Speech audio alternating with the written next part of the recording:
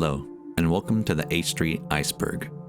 In today's video, we'll be diving deep into the lore, controversies, and bizarre moments from H3 history. This iceberg is structured from well-known and obvious to strange and obscure corners of the H3 podcast. There are many layers and topics to cover, so I've enlisted many members of the H3 community to help me out.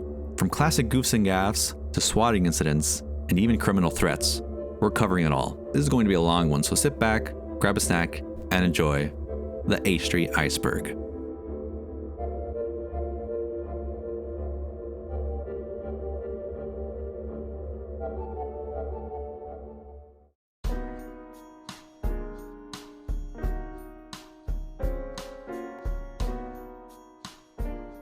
Peace and love is a phrase often associated with former Beatles drummer Ringo Starr. This phrase made its way into the H3 lexicon during H3 podcast number 205, when Ethan and Hila reacted to a now iconic video of Ringo Starr announcing that he would no longer be accepting fan mail. In the video, Ringo repeatedly uses the phrase, peace and love, making it both memorable and hilarious. The phrase quickly became a staple within the H3 community, often used to end a statement in a polite or lighthearted way, or to soften the impact of something that might otherwise come off as harsh. Ironically, the phrase can sometimes be used to have the opposite effect, making a blunt statement sound even more dismissive when tacked on at the end. Actually, I never eat the butts of anything, like the ends of chicken fingers, the ends of burgers. I don't eat the crust. Why are you hating on the end? I think it's a way to keep skinny. Dolly Parton once said she only eats the first bite and not the last bite. With peace and love, it's not working.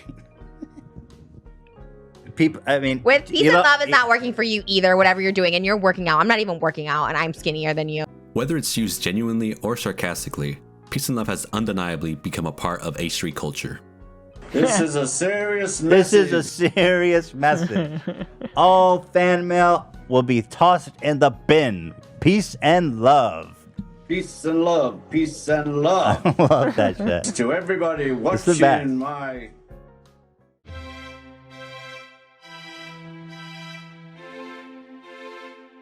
Frenemies was a wildly popular podcast hosted by Ethan Klein and Trisha Paytas, and it quickly became a cultural phenomenon.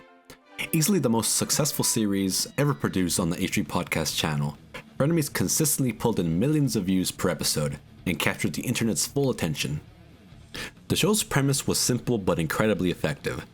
Ethan and Trisha, two people from wildly different backgrounds, sitting down to discuss drama, gossip, and internet culture. However, what really kept the viewers glued to their screens was the volatile and unpredictable nature of Trisha Paytas. Everyone knew it was only a matter of time before Trisha's explosive personality would blow up the podcast, and the anticipation of that inevitable disaster was half the fun. The internet drama community particularly thrived off of Frenemies. YouTubers who covered internet drama, like Rich Lux, Papa Gut, and Spillsesh, would regularly milk content from Frenemies episodes. Some creators even built their entire careers around reacting to the ongoing chaos between Ethan and Trisha. It was like watching a slow-motion train wreck, and the audience couldn't get enough. The show ran for a total of 39 episodes, with an additional 2-episode spin-off vlog series. However, as everyone predicted, Frenemies eventually self-destructed. Tensions had been brewing for a while, but the final blowout happened during an episode where Trisha walked off the set after an argument over creative control and money. From there, things spiraled quickly. Trisha made several videos publicly trashing Ethan, and the fallout was very messy.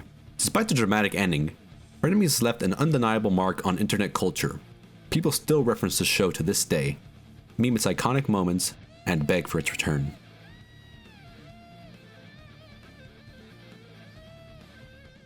Wow, Ethan, great moves. Keep it up. I'm proud of you. The crew refers to the full-time employees who work on the H3 podcast. While Ethan and Hila are hosts, they are not considered part of the crew. The H3 team is made up of a variety of talented individuals who handle different aspects of the show, ensuring everything runs smoothly. We have Dan, producer and tech whiz. Dan is the backbone of the production side of things, overseeing technical operations and keeping everything running without a hitch. Zach, audio and soundbite specialist. Zach manages all things sound, making sure audio is crisp and soundbites land at just the right moment. AB and Olivia, research and fact checking. Love does the thumbnails, highlights, social media management, and other website management. Lena is the executive assistant. Lena is Ethan and Hila's right hand, handling their schedules, admin tasks, and helping keep things organized behind the scenes. Tom Ward. Tom is responsible for securing sponsors and managing partnerships of the podcast. Nate. Nate is currently in charge of live switching during live shows.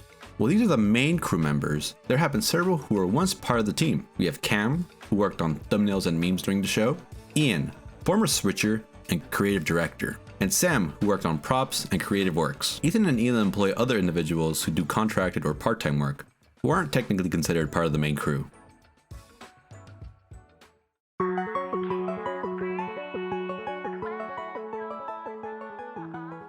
The fanbase goes by many names. One of the most iconic and widely recognized titles is Foot Soldiers. The origin of this name stems from WikiFeet, a website dedicated to rating celebrities' feet. Ethan Klein famously held an astonishingly high rating of 6.4 out of 5 stars on WikiFeet, a rating that far surpassed the standard 5-star system due to overwhelming fan support. Ethan would frequently weaponize his fanbase, playfully encouraging them to boost his rating or tank the rating of his enemies or even his friends on the platform. This act of digital warfare was all in good fun, but ultimately caught the attention of the WikiFeet admins. At first, the WikiFeet admins appreciated the attention, as Ethan brought massive traffic to their website. However, the Foot Soldiers continued to mass downvote Ethan's enemies. The admins decided to ban Ethan from the platform entirely. This ban marked the end of Ethan's reign on WikiFeet, but solidified the identity of his fanbase. Despite Ethan's banishment, the Foot Soldiers' name endured. To this day, H3 podcast fans proudly refer to themselves as Foot Soldiers, a tongue-in-cheek reference to the origins in the Great WikiFeet Wars.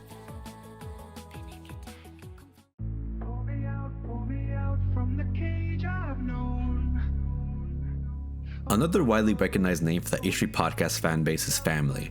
The origin of this name comes from a bizarre and hilarious clip that Ethan and Ela once reacted to on the podcast, featuring a group of Vin Diesel lookalikes chanting the word family over and over again. That's so weird. Family. It's like different levels of looking like him. Yeah. The family chant was quickly turned into a soundbite that would frequently be used on the show, especially in lighthearted moments or when the crew needed a morale boost. The chat wants you to know that you don't have fans, you have family. Family. They were spamming family. Family. Family. Family. Family. Family. Family. Family. Family. Family. Thank you guys. Yeah, I love all y'all. Thank you so much. Occasionally, Ethan, Ela, and the crew would randomly break into a family chant, creating a goofy yet heartwarming atmosphere. Although the family chant has mostly faded from regular use, the spirit of family still lives within the H3 community. Fans proudly refer to themselves as family, symbolizing their unbreakable bond and shared love of the podcast. Much like the Foot Soldiers, family remains as a key pillar of the H3 fandom.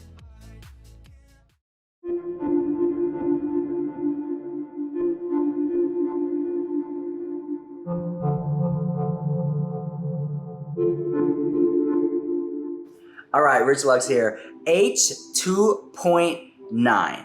Now, H2.9 refers to the subscriber count from the H3H3 podcast, right? The H3 show. The subscriber count has fluctuated over the years, but it has not been able to surpass 3 million subscribers. It's okay. I can't get a subscriber to save my life, so we're in the same boat. Apparently, we fell below 3 million subscribers. I don't know if anyone's following this, but we've been steadily losing subscribers here on the H3 podcast channel. And it's steadily losing subscribers, all right? The sub count used to be at 2.9 million and would fluctuate between 3 million and 2.9, despite the podcast's massive popularity and the consistently high viewership. The subscriber count has consistently struggled and is now around 2.7 million views. In my opinion, I think it's a glitch. 3,036,000. 36,000, yeah. No, 36. Wait, we only gained 36 subs? Are you fucking serious? Now we're back. Now we're way below 3 million. So, good job, guys.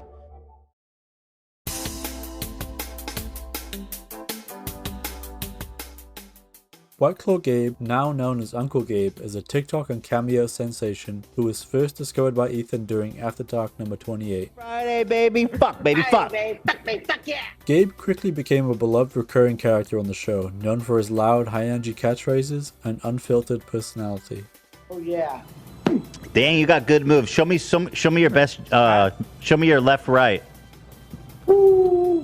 Gabe's weekly Friday call-ins became a staple of the show, where he would greet Ethan and the crew and often deliver hype man level energy for Ethan's various events, such as Ethan's poker nights or live shows. Who the fuck is Uncle Gabe? Who the fuck is Uncle Gabe? Who the fuck is Uncle Gabe?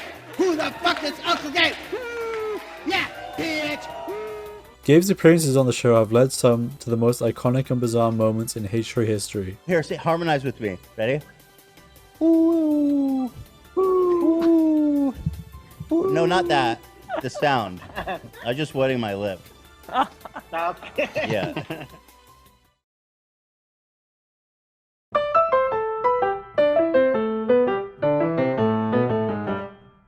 The Jersey Outlaw. Also known as Jimmy Lee or James Wiener, the Jersey Outlaw was a self-proclaimed comedian, known for his cringe-worthy and offensive street comedy. Good to see you back at Men's Clothes. Your teeth look like the Spice Girls. They're all different colors and they're all doing their own thing. I want you guys to meet my gay friend Zach. We're gay. And last year I took him on a gaycation and everybody came. Where you from? You English? Yeah. How come you don't eat the muffins? Listen, your teeth look a little bit like the Spice Girls. They're all different colors and they're doing their own thing. So a little less starch on the collar, okay? Take off your glasses, hon. You're making a spectacle of yourself. Like to double it up with two guys? No. Where you from? Humboldt County. Here's your Humboldt County. Here, humble this. Here's your Humboldt County. For a time, he was a regular fixture in the H3 podcast universe, often creating a bizarre love-hate dynamic between himself and the audience. Jimmy's appearances would typically follow a familiar pattern. He'd say something extremely offensive during a street comedy. Ethan would call him out. Jimmy would offer a half-hearted apology or share a sob story to gain sympathy. And then, like clockwork, the cycle would repeat. This routine became part of Jimmy's charm, or lack thereof, with the audience both dreading and anticipating his appearances. Jimmy Lee quickly became infamous for a few things: his horrible one-liners, I got my eye on you, hon. Got my eye on you. constantly lying about his age, owning a dental practice, dabbling in music, and of course, the documentary wars. But Jimmy's time in the H3 universe came to an abrupt and definitive end when he was accused of sexually assaulting one of his employees' girlfriends, as well as sexually assaulting a production assistant during one of the live shows. Initially, Jimmy was placed on ice for a few weeks, but things took a turn when he showed up unannounced at the studio, prompting all these allegations to come to light. I don't really have time to flirt with a girl and touch them and do anything. I'm doing How long does it take to pat someone's ass? But that wasn't what I was doing. I'm not there for that. So she's lying. I didn't touch the girl. So she's lying. Yeah. Okay. Would you say it's absurd that you would ever do something like that? That you would feel up on a girl and be inappropriate? Hug people and love them. Uh-huh. And I create a lot of FOMO and have entourages that travel with me. So there's another scenario in the recent live show that we had in the back room. Wait, what? Yeah, this is what I was about to bring up. Wait, did I know about this? Yeah. I don't even know what One you guys of are our talking production about. assistant was hanging in the back room, and you kept like saying, "Oh, you're so beautiful," and like kind of like whispering stuff, putting your arms around her, touching her. I didn't know about that. Me? Yes, you. Who was the girl? I'm not going to say who it is out loud. I don't even remember. I know her. She's very trustworthy. She's very trustworthy, and you know who was I didn't there know he and did witnessed that. it is my girlfriend who watched it. There, so we have. So Dan, you know my problem is I love people and I'm friendly and I hug guys and girls when I do are you a kid or touring are you a stuff and. Am I I'm not talking hitting to a 5-year-old or a grown-up? I'm talking to a married man, right? You're talking to and I'm married and I'm loyal to my wife. You think your wife would be happy to hear that? Facts. This is oh my God, you guys! I shouldn't have come on. Yeah, no shit. Yeah, why did you show up? Well, hold on, Jimmy. I shouldn't have come on. Yeah.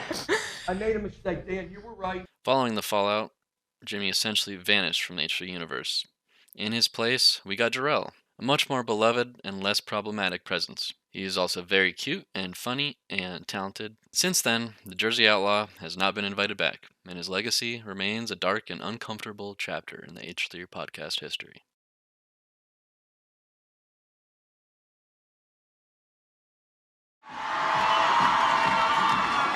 I will authorize 1 minute to be proud and gay. And that's it! The Pride Minute bit originated from a reaction to a Jordan Peterson video where Peterson complained that Pride Month was too long. To mock this, Ethan introduced Pride Minute, a short 1-minute window where everyone could express their love and support for the LGBTQ+ community. That's right. We are on Grindr and I don't know if there's a gay one for women or if that one is also Grindr. We're just feeling the beat, you guys. Just get lost in the moment. After the minute ended, Ethan would ironically switch to a fire and brimstone preacher persona, condemning everything in an exaggerated satirical rant. I couldn't do this for a whole month. I mean, that's intense. All right, stop! Back in in the fucking closet. Hey, back in the closet.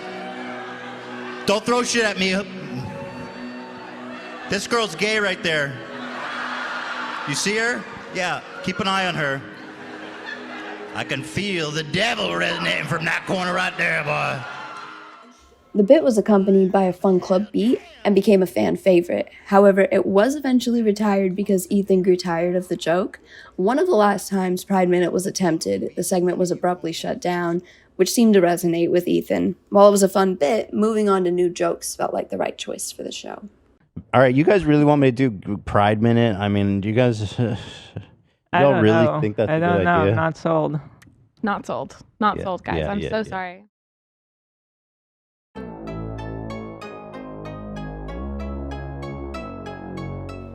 The Hairline King, Rich Lux here. Ethan is sometimes humorously referred to as the Hairline King because unlike many of his peers, he has a prominent and full hairline. While Ethan often expresses dissatisfaction with his physical appearance, his hairline is one thing he generally appreciates and takes a lot of pride in. A good hairline is, you know, people pay a lot of money for a good hairline. Look, the hairline here is good.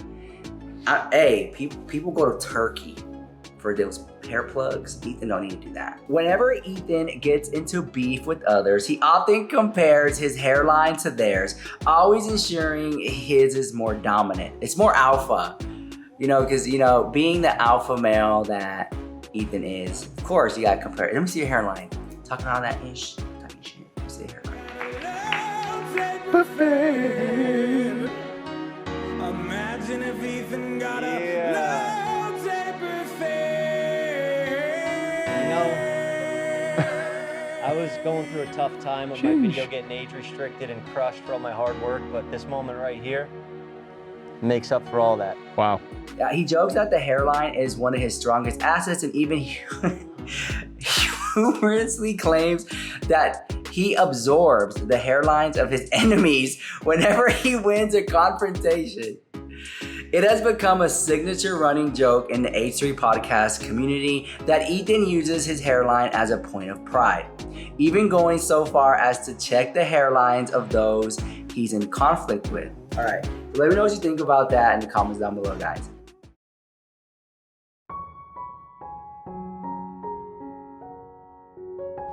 The prolapsed anus. Rich Lux here. Check this out. Now, this happened in July of 2022.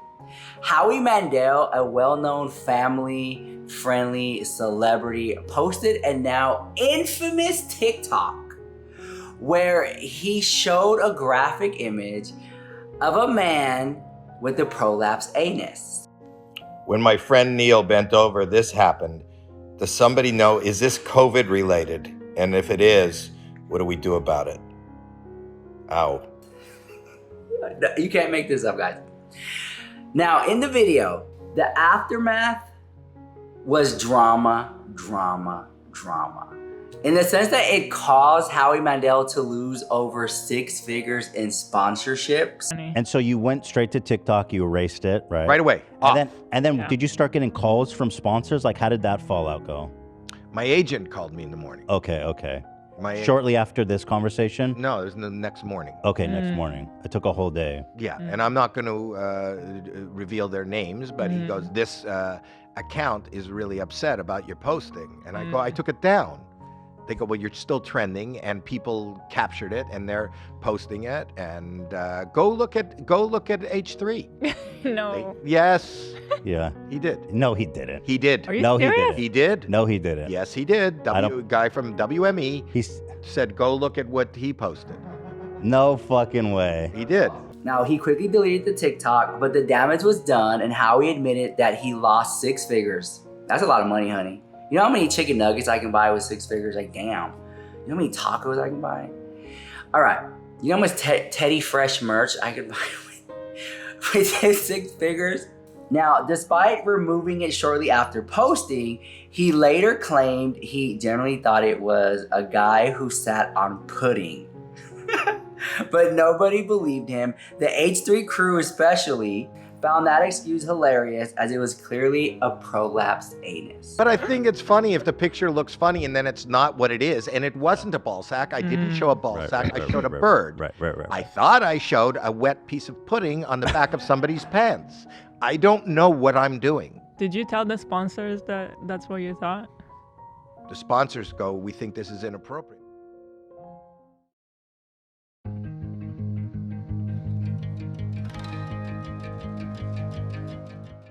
The Lovebot was a tablet on wheels device used by H3 crew member Love when he was still living in Sweden. Since Love couldn't physically be in the studio, the Lovebot allowed him to participate remotely in podcast episodes. It quickly became a fan favorite because of its hilarious awkwardness. The original Lovebot was a tiny tablet mounted on a robotic stand, allowing Love to move around the studio and join discussions. However, the crew eventually upgraded the Lovebot to a massive monitor on wheels, which made Love's virtual presence even more goofy and absurd. Seeing a huge screen displaying Love's face awkwardly rolling around the studio was pure comedy gold. Fans especially loved when Lovebot would chime in during serious conversations, roll into frame unannounced, or simply vibe silently in the corner. It was a perfect embodiment of the H3 chaotic energy. However, Lovebot's glory days came to an end when Love finally moved to the US and joined the crew in person.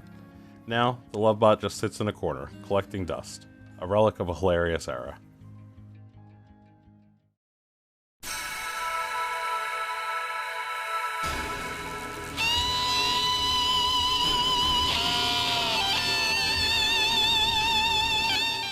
The Sinister Six.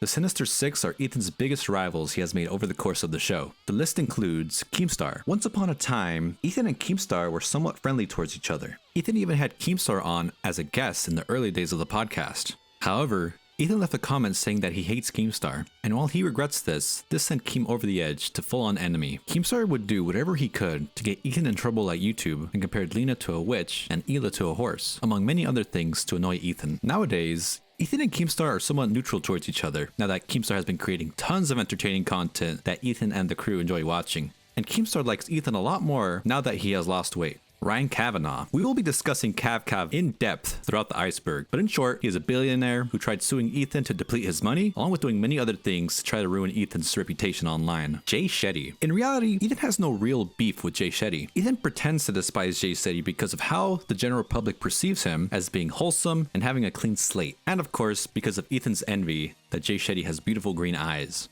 Matt Haas, the first person that tried to sue Ethan. Ethan famously won this lawsuit and made a historic YouTube precedent where YouTubers can react to videos under fair use without the fear of being sued just because someone didn't like the reaction to their video. H3 Snark. H3 Snark is an umbrella term for any communities filled with people who hate Ethan and the crew. These communities often consist of former fans of the H3 show, Hassan fans, and Trisha fans. Their sole purpose is to be as mean as possible to Ethan and the crew, with no limit. These Snark communities are responsible for Child Protective Services being called to Ethan's house, even though, by all accounts, Ethan and Hila are fantastic parents. And at the very top of the enemy list, none other than Nancy's Soul Cycle. This entry is more of an inside joke within the community. While Nancy likes to troll Ethan, she seems to be a big fan of the show.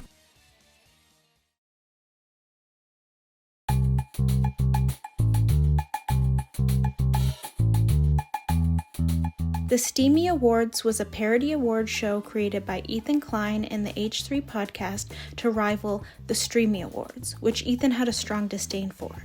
His frustration stemmed from repeatedly being nominated for Streamy Awards but never winning, and the general mystery surrounding the organization of the event, who funded it, and how the winners were chosen. This led Ethan to mock the Streamies by creating a satirical alternative. The Steamy Awards were initially hosted once a year as a playful, over-the-top celebration of online content, and it became known for its absurd and humorous approach to honoring creators. Despite their comedic nature, the awards were a big hit among the H3 fanbase. However, the show was eventually discontinued after the last Steamy Award was held at a live event that was considered by the crew to be so epic it couldn't be topped. This marked the end of the Steamy Awards, as Ethan and the team felt it would be hard to outdo the spectacle of the final event. I'm so honored. Thank you guys. This is really a special moment for me. I'm touched. I'm honored. This is really special. It's a steamy Malik made this specially for this award show. So now I can celebrate in style. I'm really grateful. Thank you, everybody, for believing in me, for voting for me. And what can I say? I am a catty little. And thank you all for supporting me in that and enabling my worst traits. Thank you.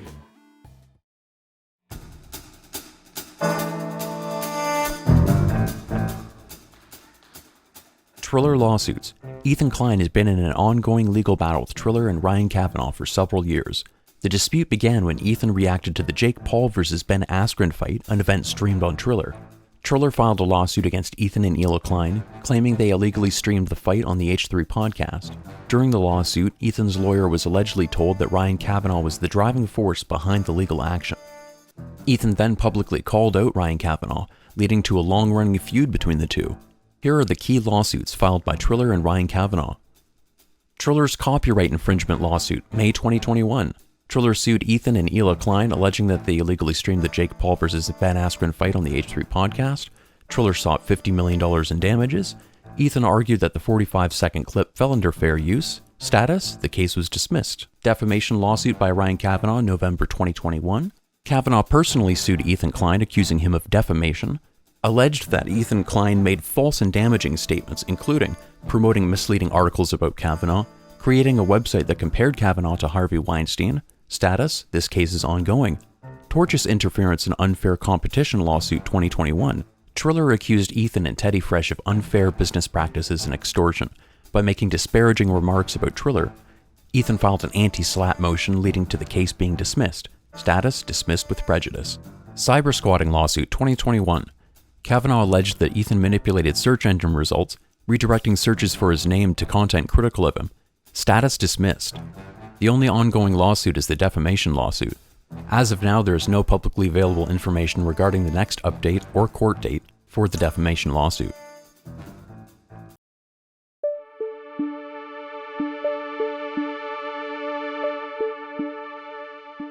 $800 DPI. This entry refers to the voice of Dan's mouse.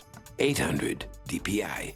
I'm not going to say it. What the fuck was that? My fucking... Hey, yeah, what is that? I don't recognize that. What was that? Hold on.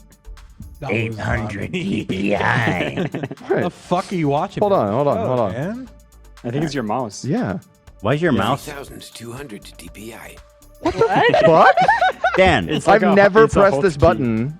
I've never pressed this button to change the DPI on the mouse. It has this plus and minus. The voice of your mouse? Yes. DPI, or dots per inch, determines how fast a mouse cursor moves. And one day, while adjusting his settings, a robotic voice unexpectedly played through the stream and monitors. 800 DPI. 200 DPI. What the fuck? So I'm gonna pull that now and just creepy. play it right. People are saying Dan's mouse's voice is hot.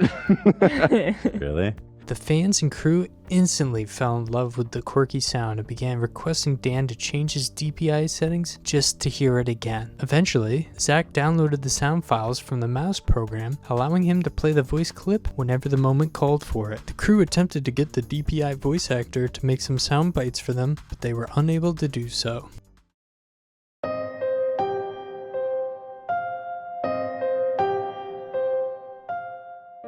5% is a widely referenced and infamous term within the H3 podcast universe, stemming from the dramatic fallout between Ethan Klein and Trisha Paytas during their time co-hosting Frenemies. During Frenemies, the revenue split was agreed to be 55-45, with Ethan taking 5% of the revenue to cover production costs for the show. Trisha Paytas, who was not responsible for production or staffing, agreed to this arrangement at the start. However, following the dramatic breakup of Frenemies, Trisha began publicly airing grievances, and one major point of contention was that 5% cut. The discourse around the 5% exploded when Trisha's sister posted a now iconic TikTok, dramatically stating, "He takes that 5%. as if Ethan's wealth was built entirely on that small percentage. This became a hilarious recurring joke in the H3 universe, as fans found the obsession with the 5% ridiculous, especially given that Ethan's cut was explicitly meant to pay for this production staff and studio. Even long after Frenemies ended, the 5% remains a prominent inside joke in the H3 community. Often when percentages or the number 5 is brought up on the show, which is surprisingly often, the crew or the chat will be sure to reference the Frenemies 5%. The 5% has now transcended its original context and become a timeless meme, symbolizing the absurdity of the Frenemies fallout and Trisha's exaggerated perception of financial imbalance. A mere drop in my vast fortune of wealth from the 5% of Frenemies.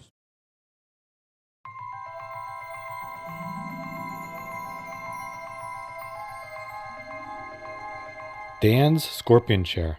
The Scorpion Chair refers to the insanely expensive, ridiculously over-the-top, and equally uncomfortable gaming chair that Dan, the producer of the H3 podcast, used to sit in during the show.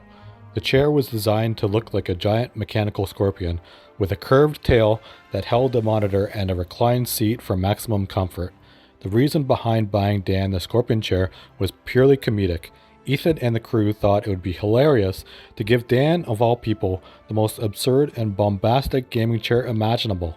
The Scorpion Chair quickly became a meme within the H3 community. Every time the camera cut to Dan, there he was, sitting like a supervillain in his massive mechanical chair, completely stoic and unimpressed. The contrast between Dan's chill personality and the insanely ridiculous chair was comedy gold. The official reason was that the Scorpion Chair was a bit impractical for day-to-day use, and Dan simply preferred a normal seat. All these alpha dudes. This chair's very literally. uncomfortable. I'm still sore from sitting in it for like 5 minutes. I don't know how the fuck do you do this for 4 hours? I don't know how Dan sits in that fucking chair, dude. Dude. It's horrific. Yeah, it is. It's horrific. Not that comfortable, is it?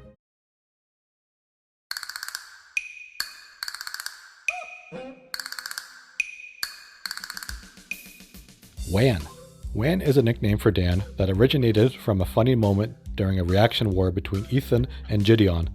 During this back and forth reaction content, Dan had criticized Ethan for something, and in response, Gideon praised Dan by saying, W Dan! A common internet slang meaning, Win Dan, or Big W for Dan.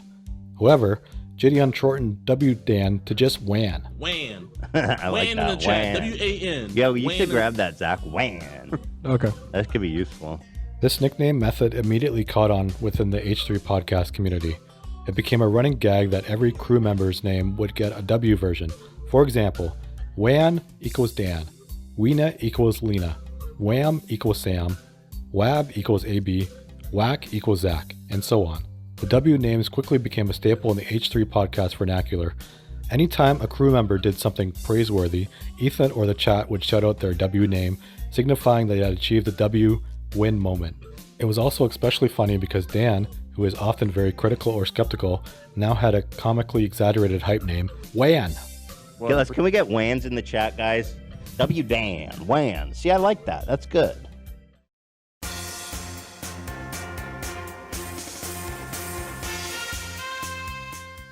Flocka.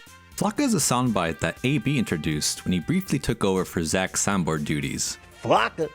Flocka. I mean, it says a lot. Yeah. The soundbite originates from an episode of the Eric Andre Show, where Hannibal Buress passionately says, Yeah. Flocka. Over time, the soundbite became synonymous with AB, especially after his infamous reaction to the Spicy Chip Challenge. His distorted facial expression during the challenge was quickly dubbed Flocka Face, becoming a running joke in the H3 community. In a strange turn of events, Ethan got to meet and play poker with Waka Flocka Flame, bringing this meme full circle.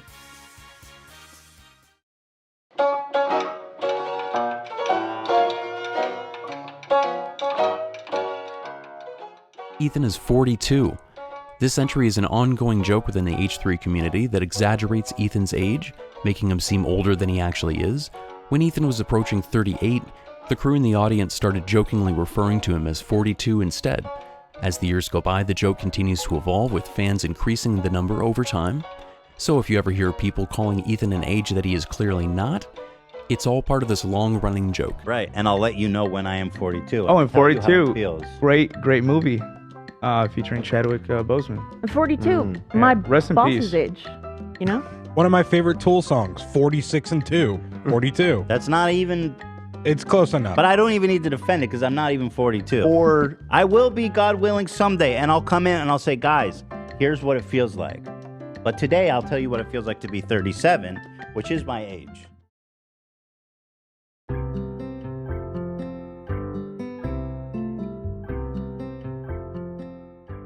Majority female audience. Ethan has often mentioned that the H3 podcast audience skews female, with a reported breakdown of around 60% female and 40% male. But you guys, I don't know if you've been surprised to know this, the majority of our audience is women. It's like 60-40. Most creators, aren't their audiences predominantly male? Like most male creators? For sure. Yeah. For sure. You know, when we were doing H3H3 Productions, it was like 90% male, 10% women. Oh, wow. And I used to always hate that. I was like, man, how the fuck am I alienating women so bad with my content? Yeah. Can we show this? Is this okay to show? Yeah, it's cool. Yeah, show it. I just screenshotted this right now. So for anyone wondering, this is where the gender demographics pan out. This is notable because most male YouTubers tend to have predominantly male audiences. The female majority is evident in H3 related spaces, including their live events, Discord communities, and fan interactions. Some fans also speculate that the reason that this is happening is because Ethan is gay and Papa God is better.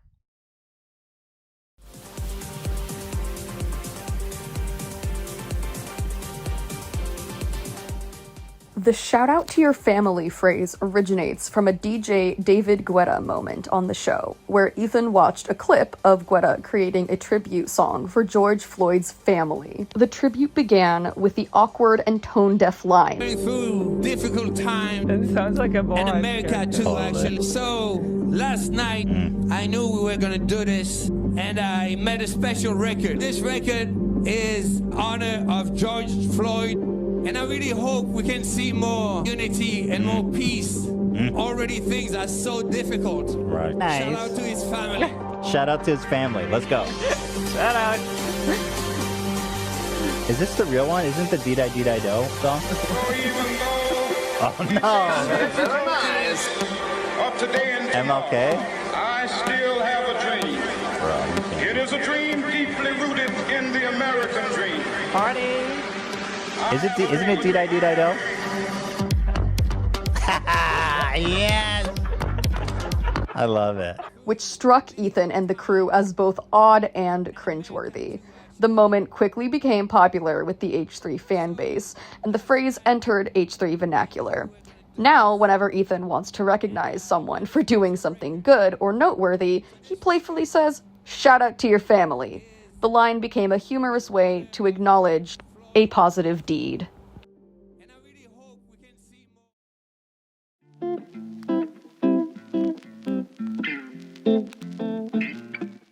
Audio.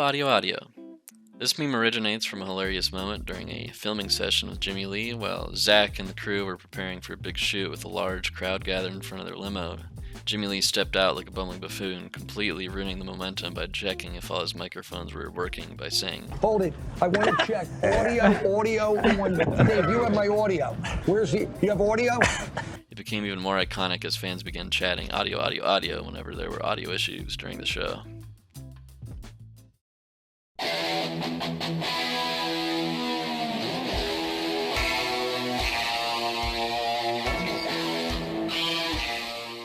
AB's boxing matches. AB has stepped into the ring for Creator Clash twice now. His first match was against Handa from Muscle Party and Cow Chop, a formidable opponent, and unfortunately AB lost. Despite the loss, AB showed incredible heart and determination. In Creator Clash 2, AB faced off against Dad, aka Nathan Barnett, an opponent known for his intense energy and unorthodox fighting style. Once again, AB fought hard but ultimately took another loss despite his back-to-back losses. The H3 community continues to rally behind him, proud of his effort and willingness to put himself out there. With Creator Clash 3 on the horizon, there's still hope for H3 glory, but it might not come from AB. Instead, all eyes are on Lena, who is set to fight in the upcoming event. Hopefully Lena can finally bring home gold for the H3 family.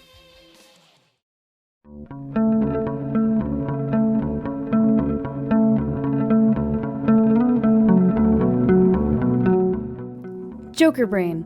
Joker Brain refers to a crew member doing something wild or unhinged. Zach was originally known as the main Joker Brain, but Lena quickly took the title after eating 2 insanely spicy chips, while Zach was afraid to even eat one. You know, I saw a comment here that I think is fucking so true. Lena's the Joker Brain. That is so true. A lot. We need to do a poll, because if we're the cast of Batman... Look, I love Lena, but it was one thing. No. No. It was the pregnancy test. Okay. And Yeah. first of all, it was not just one thing. It was one incredible thing. This was a title that was very important to Zach, but he has since moved on.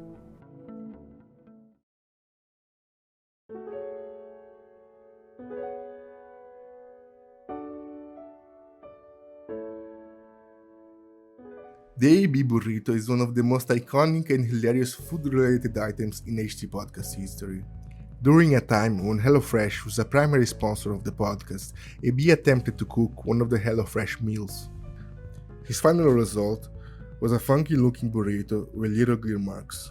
Looks when it comes with everything all portioned out for you, everything, and then he made. Oh shit! Veggie quesadilla. Good. Can I get a center cut? Not this time. Oh, that's it? That's all we got. That's it. How was it? It was really good. Nice. And it was a good bonding experience too. Just cooking together and very convenient. So you just took a picture, you just took a photo of the tortilla. So that was pretty good. Yeah. Well, all the ingredients are in there, I would assume. Right. Well, I would have liked to have seen the inside. Noted. It was so comically put together that they decided to use it for every HelloFresh ad read. And this was AB's photo for us, so. I mean, it looks good. It's just funny. It was really good. I have no information about it. It was good. That's all you need to know. This burrito quickly became legendary within the H3 universe, gaining meme status among fans. Viewers started referring to it as the AB Burrito. The beat reached peak absurdity when a fan brought an actual burrito to one of AB's boxing matches, hoping to get it signed. AB, of course, famously made this burrito. Doesn't that look good? Amazing. No, but do you have actually real photos, Dan? Yeah, of course. Sorry, AB. That's all it good. just stays funny.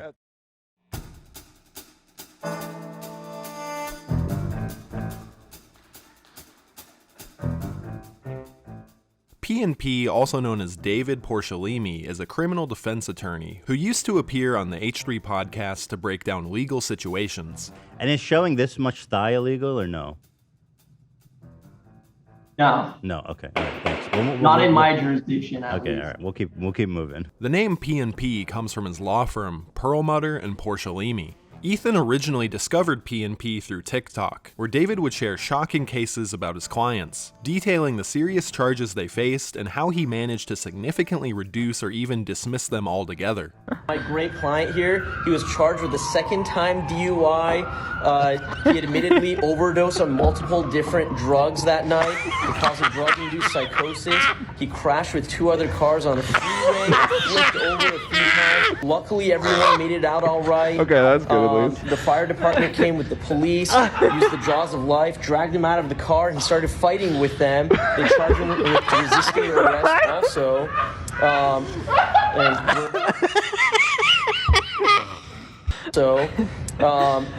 And we're pleased to announce that he's getting out of this with just a wet reckless. Hey, wet reckless. His legal expertise paired with his sense of humor made him a fan favorite, though he hasn't appeared on the show for a while. Despite this, the H3 community remembers him fondly.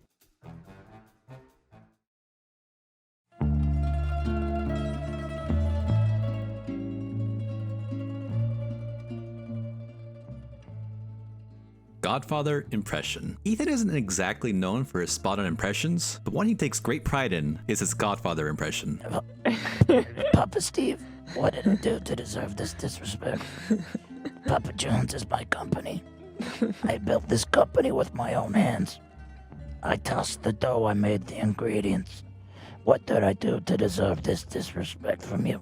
Anytime the conversation shifts to something Italian, Ethan seizes the opportunity to channel his inner Don Corleone. While not the most accurate or refined impression, it has become a beloved running gag on the show, often met with groans from the crew and laughter from the audience.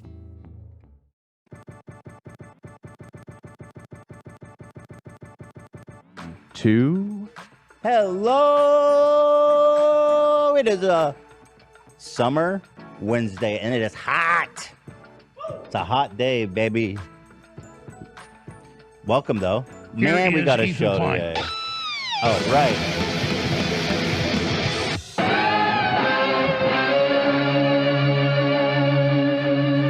Let's go. Oh, no, not Howie.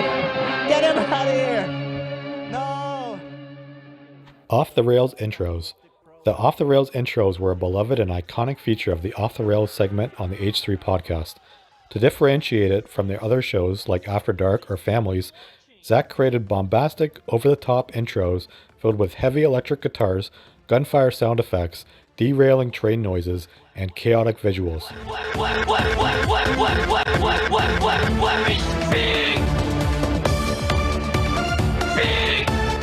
The intros were intentionally ridiculous, embodying the chaotic nature of the Off the Rails segment.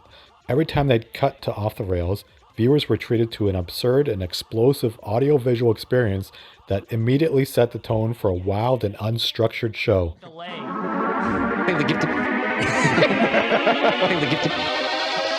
crap, dude.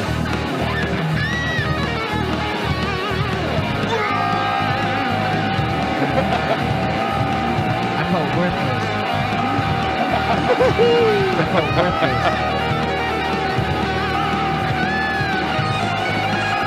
Oh no, I felt ugly. The visuals would typically include flashing lights, fast-paced cuts, and a runaway train metaphorically representing the unhinged nature of the episode. As time went on, however, Zach kept escalating the intros.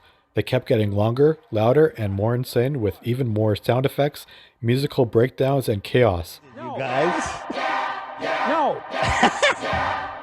No! Poor Jordan. Eventually, the intros became so absurdly long that it became a joke in itself. Eventually, without much explanation, the Off the Rails intros quietly disappeared. It was never explicitly stated why they stopped making them, but it's widely believed that Zach simply got tired of producing them. Given how much work and effort it took to build such intense and complicated intros, it's understandable that Zach probably burnt out. Exhausted. How long was that one? But 2 minutes and 4 seconds. So it's 4 seconds longer than the last time? Yes. Okay. That's one way to avoid swearing in the first 30 seconds. Yeah. Holy smokes, guys. Well done.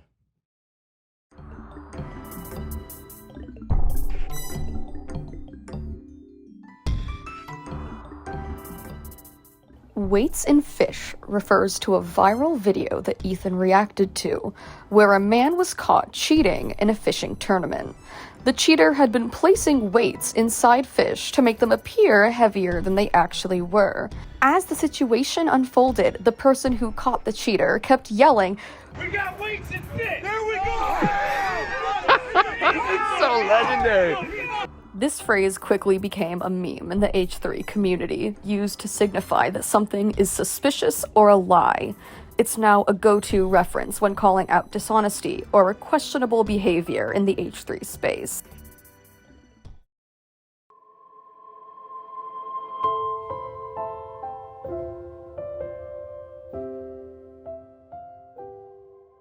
AB's origin story with the H3 podcast is tied to a viral anti-Ethan hit piece called The Death of H3H3. The video criticized Ethan and his content, and it quickly gained traction in the YouTube community. Around the same time, AB, a fan of H3H3, made a response video defending Ethan, pointing out the flaws in the hit piece and supporting Ethan and Neela. Well, AB, he basically sent me some research when we were just casually talking, and I was really impressed. So I said, hey, you want to come, you're looking for a job? Because we needed another person basically for specifically that. So here he is. He just joined.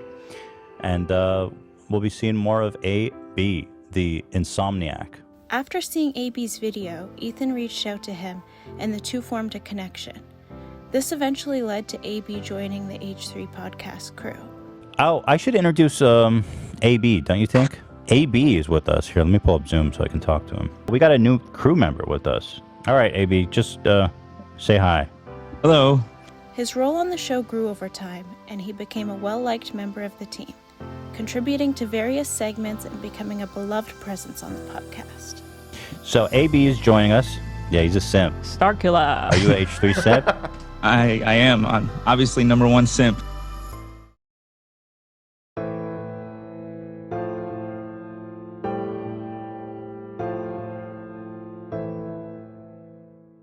Bomb threats. Ethan made a controversial remark on the H3 podcast. saying someone should bomb the NRA. He quickly faced backlash from YouTube, his own audience, and right-wing media. The comment came in the heat of frustration following the Uvalde school shooting and the ongoing debate over gun control in the United States. As a result, the clip was removed, and Ethan addressed the controversy. So this one, I said, question for all the pants-shitting losers who have been reporting me to the police for my very credible bomb threats, beef threats. Oh. Were they supposed to have interrogated me by now? Because nothing's happened. And it seems like pretty obvious to them it was a joke. Dang, that's crazy.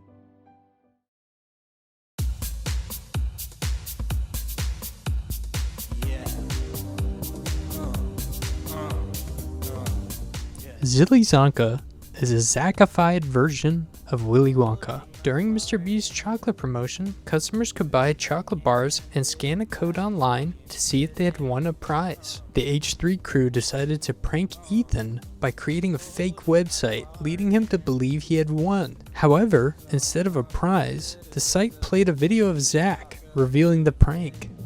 You can show now. All right, you can show now. Oh. Ethan, congratulations, my friend. You didn't win fucking shit. You're a fucking loser, and How did you do that? Ha! Take it from me. You just got Zilly Zonka. Congratulations. You won a fucking factory full of rotten fruit with fruit flies and worms. And you see that chocolate fountain? That's not chocolate. That's my shit. So you're gonna be swimming and drinking my shit, Augustus Ethan. You're a fucking loser. This was a great moment on the show, with Zilly Zonka cementing itself as another legendary Zachism in H3 lore.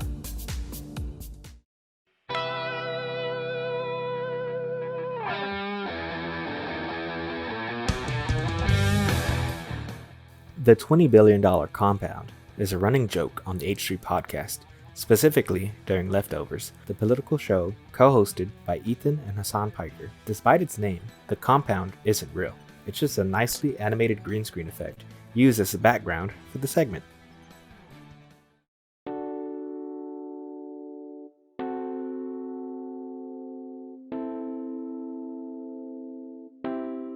Dr. Ids. During a discussion about zero sugar drinks, Ethan wanted to consult an expert in food science to settle a heated debate between himself, Love, and AB. The argument centered around whether aspartame and other artificial sweeteners were truly safe and healthier alternatives to full sugar drinks. While Ethan firmly believed they were not dangerous, Love and a good portion of the audience remained skeptical. To back up his claim, Ethan called Dr. Ids, a medical professional known for breaking down nutrition myths and health misconceptions. While Dr. Ids provided scientific explanations supporting artificial sweeteners, the debate still left some viewers divided. Beyond this discussion, Dr. Ids has been brought up into the show multiple times to weigh in on various medical topics, solidifying his role as the go-to expert for health-related debates.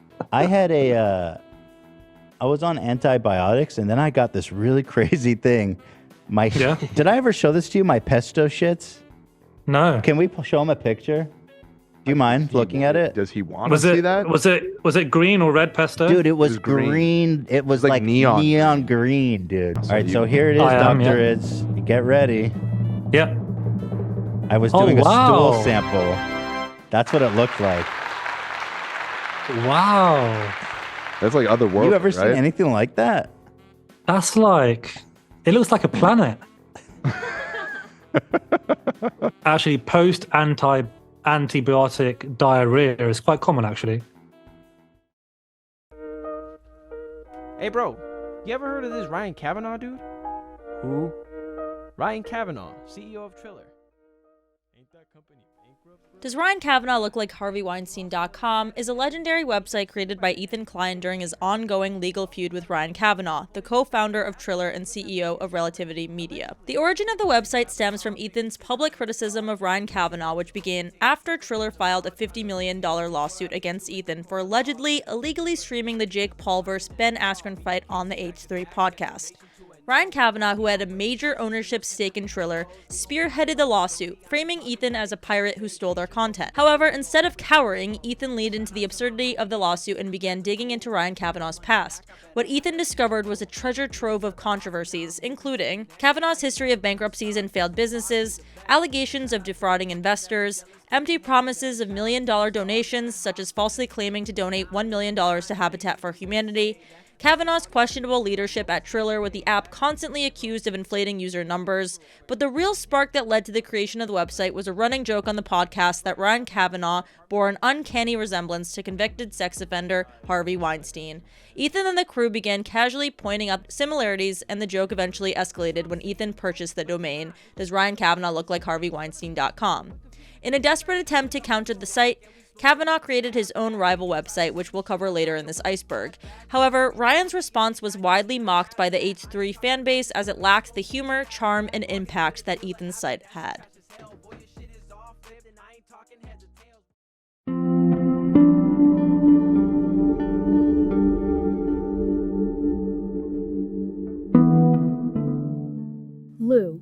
Lou has never fully been defined on the show. It appears to be an alter ego of Zach, but the fake Zach that appeared on Off the Rails number 61 was also referred to as Lou. The only consistent trait about Lou is that he really loves his goat shirt and wants to draw attention to it.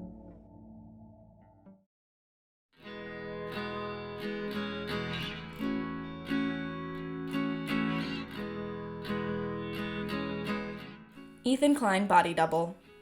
Ethan once hired a body double to attend the Steamy Awards in his place as a joke. The idea was to have someone who looked kind of like Ethan accept the award if they won. But the man they hired looked almost nothing like Ethan. The body double was significantly taller, leaner, and had a completely different face, making the gag even funnier.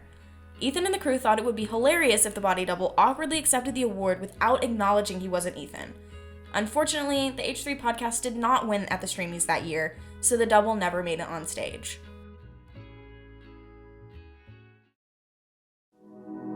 Let me tell you about this guy named Brian. He is a dick.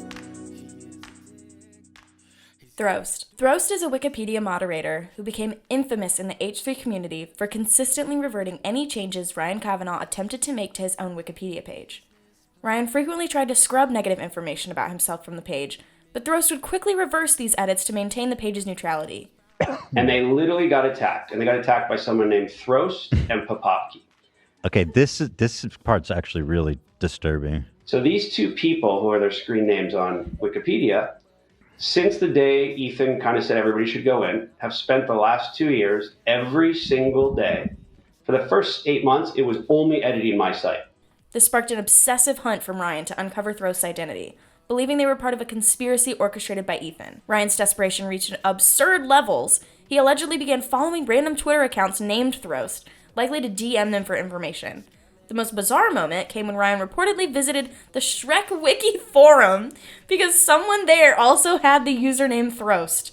Ryan was convinced Throast was on Ethan's payroll, further fueling his paranoia and ongoing battle with Wikipedia. Yeah, I think he was talking about Throast. Oh, okay. Maybe I misunderstood. H3 is, more positive and mine more and more negative. And I don't care about my Wikipedia page. I don't look at it. He's like, they were editing his page to make it so good. I don't give a fuck, bro. That page has always had a bunch of shit about me. And guess what? It's, if I did controversies and it's there, that's fine.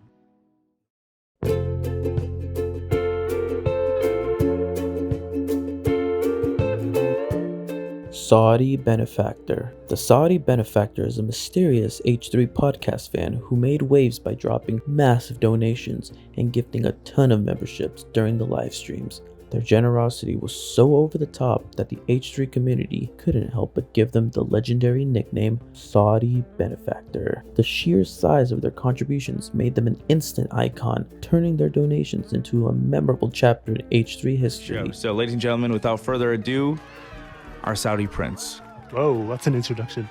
Thank you so much for having me also. And just to clarify, you're not actually Saudi in any way, right? No, I'm not.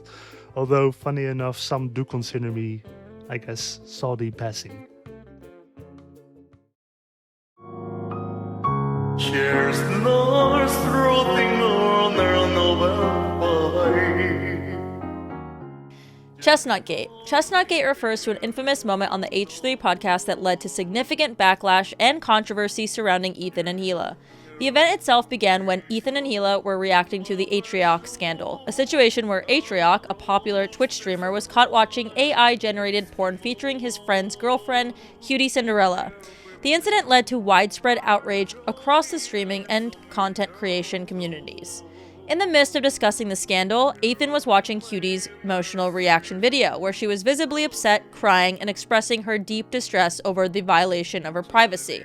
However, during this sensitive moment, Zach was coerced by Ethan to play a soundbite, which caused Ethan to laugh at an entirely inappropriate time. If you are able to look at women who are not selling themselves or benefiting off of being seen sexually,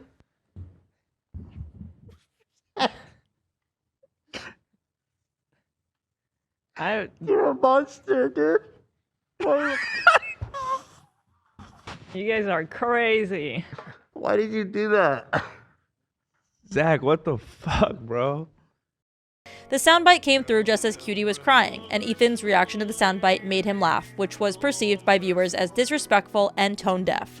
This moment caused an uproar in the online community, with many people criticizing Ethan for his insensitivity to Cutie's very real emotional pain.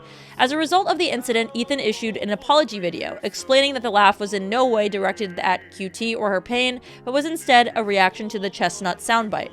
Despite his apology, many people, particularly those in QT's inner circle, rejected the apology, and the fallout from the incident has continued to haunt Ethan and the H3 podcast. Interestingly, while Ethan received significant backlash for his actions, H3H3, who was caught watching the AI porn, faced much less public punishment and scrutiny, which added to the irony of the situation. This discrepancy only fueled further criticism of how these two different parties were treated, with many people pointing out how Ethan's mistake seemed to be blown out of proportion compared to H3H3's actions. This incident, now known as Chestnutgate, continues to be a point of contention among the H3 podcast community and beyond. I got it. Do you have your passport? Did you get your shots? Girl, would you like to... R. Kelly passport song. As R. Kelly faced multiple serious charges including sexual abuse, child pornography, and racketeering, Ethan discovered a bizarre and unsettling video of R. Kelly performing a song called Passport. In the song, R. Kelly asks if anybody from Ethiopia wants to come to America with him, an invitation that, given the accusations against him, seemed incredibly incriminating. Despite the disturbing context, the song became a staple of H3 culture because of how catchy it was and how blatantly guilty it made R. Kelly appear. Adding to the absurdity, the track was never copyright claimed, allowing the crew to play it freely. Ethan frequently sang it on the show, even producing several covers and live renditions, cementing its place in the podcast's history.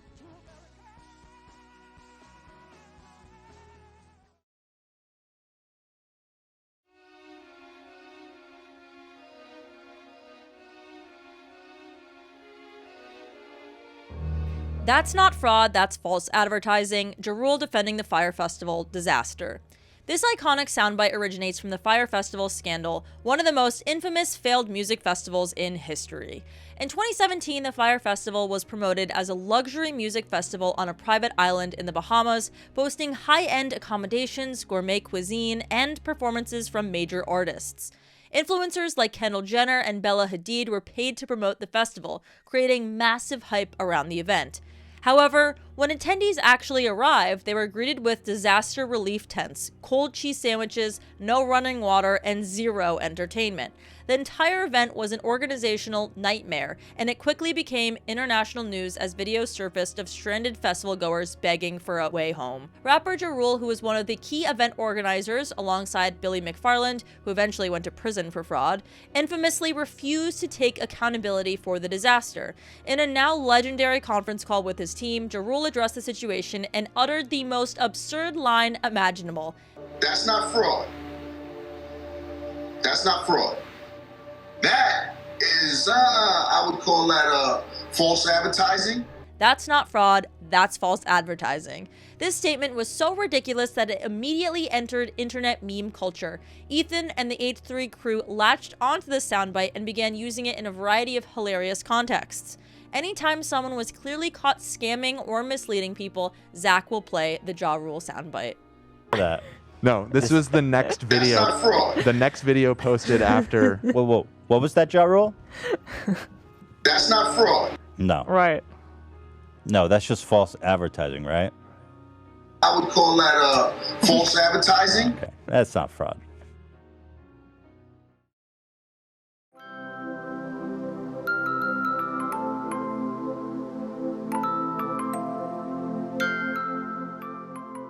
The Chew Zone. The Chew Zone is a custom overlay created by Cam specifically for Ian to display whenever Ethan ate on the show, which, unsurprisingly, happened quite often. The overlay became a running gag, as Ethan's mid-air munching was a constant source of annoyance and amusement for both the crew and the audience. Other occasionally used overlays include H3 moments that make you cry, and my personal favorite, Fat Cam. Think of this Fat Cam overlay. That's not okay. It's nice, but I feel like it takes away from my girth.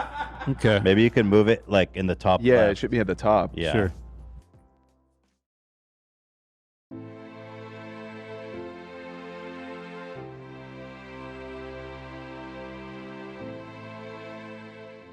Apology podium. Ethan frequently finds himself needing to apologize on the show for various mishaps or controversies. For less serious apologies, Ethan would approach the infamous apology podium to deliver a lighthearted, performative apology live on air. We have brought in this podium because there's a lot of apologies being issued lately. It was appropriate to bring out an apology podium. A somber place, a sober place, a place of reflection, quiet reflection, and soul searching, where we can issue the most deepest and heartfelt apologies. The podium itself became an iconic prop on the show. However, during one of their more chaotic drinking episodes, the podium met its untimely demise and was destroyed, much to the amusement of the crew and audience. I want to point out that Ethan did just break the podium. Point out. No. Oh, that means no more apologies, baby. You're free.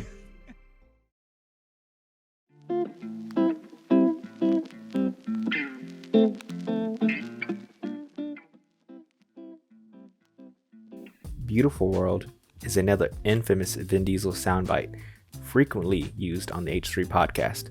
The clip originates from an awkward interview in which Vin Diesel was supposed to be promoting a film, but instead, he couldn't stop commenting on the interviewer's appearance. My God, I love her. Look how beautiful she is. Thank you. God, wow, man. So, Tom Hanks? Wow, man. Throughout the interview, Diesel continuously interrupted himself to praise the woman's beauty, making the conversation increasingly uncomfortable. I'm anything like it because I love it. Guys, really? Look how beautiful she is. You guys think it's a joke. How am I supposed to sit over here when I'm looking at such beauty? Then, in a moment of pure, unfiltered Dieselness, he dropped the now iconic line, When did this turn into Beautiful World? The moment quickly became a meme, with fans and critics alike calling out the bizarre and cringeworthy nature of the interaction. On the H3 podcast, this soundbite is often dropped whenever an attractive person is mentioned, serving as a humorous nod to the legendary Diesel interview. Like many of the show's recurring soundbites, Beautiful World has taken on a life of its own, immortalized in the show's deep-cut lore.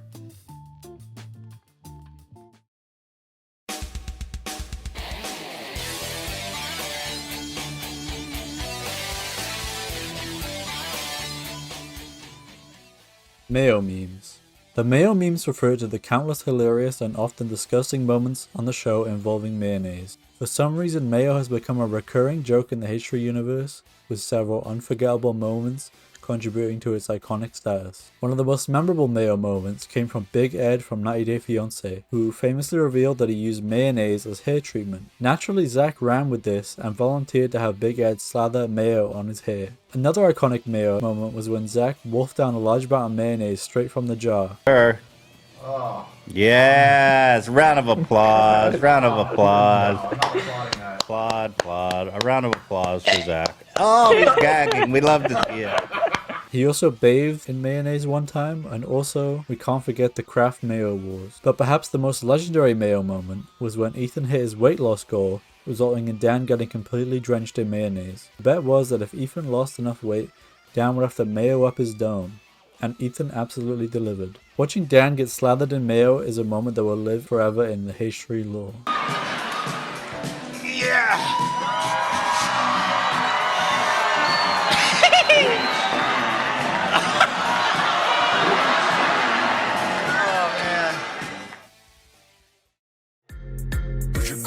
Tell me she's your friend. Put her in the car. I got money I can spend. Give it a whirl. I'll have 2 sugar babies. I got everything you need. Andrew Tate cease and desist. Ethan has been very critical of Andrew Tate, frequently calling out his misogynistic views, scams, and controversies on the podcast. At some point, Tate sent Ethan a cease and desist letter, likely an attempt to intimidate him into silence. However, Ethan completely ignored the legal threat and continued talking about Tate for years, with no apparent consequences. This suggests that the cease and desist was likely a scare tactic with no legal backing, just another attempt by Tate to control his public image and silence criticism. That not only did we win, but we got 100% of the attorney's fees back. Brad the Bull. As mentioned earlier, Ryan Kavanaugh is one of Ethan's biggest rivals. And within Ryan Kavanaugh lore, there exists a character known as Brad the Bull. Brad is a large, strong-looking man who is dating Ryan Kavanaugh's ex-wife. Despite this, the three of them appear to still be on good terms. Ethan took this dynamic and ran with it, joking that Brad is the bull while Ryan is a cuckold. Forced to watch as Brad rails his ex-wife while Ryan cries in the corner, using his own tears for lube. This joke has since become a staple in Ethan's ongoing mockery of Kavanaugh, much to the amusement of the H3 community.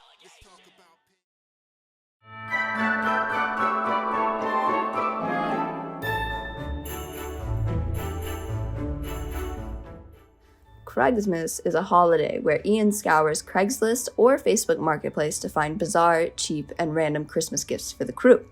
Some of the presents are considered cursed because they are unsettling, creepy, or downright terrifying, especially to Zach, who is easily spooked by superstitious and eerie objects.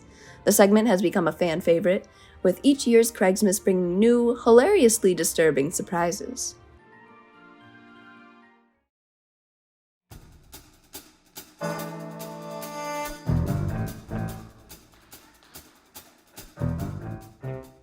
Content Court. Content Court is an ongoing series where Ethan dresses as a judge and delivers a deep critique of a specific content creator.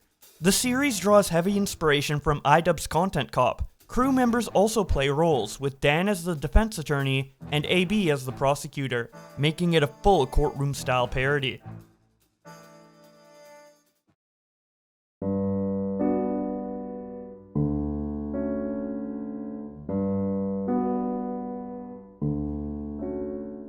I just peed in my basement. This entry refers to a hilarious and bizarre moment involving the quartering, a controversial YouTuber who is frequently discussed on the H3 podcast for his wild takes and questionable behavior. One day, the quartering was streaming Fall Guys on Twitch while his wife was out of the house getting pizza without him. During the stream, he really needed to pee, but instead of pausing the game and going to the bathroom like a normal person, he opted to urinate into a floor drain in his basement. Immediately after doing so, he casually admitted to his audience, "Oh my god, I just peed in my basement." The moment made the quartering look like such a buffoon that they immediately soundbited the quartering's voice saying, "I just peed in my basement," and it quickly became a recurring joke on the show.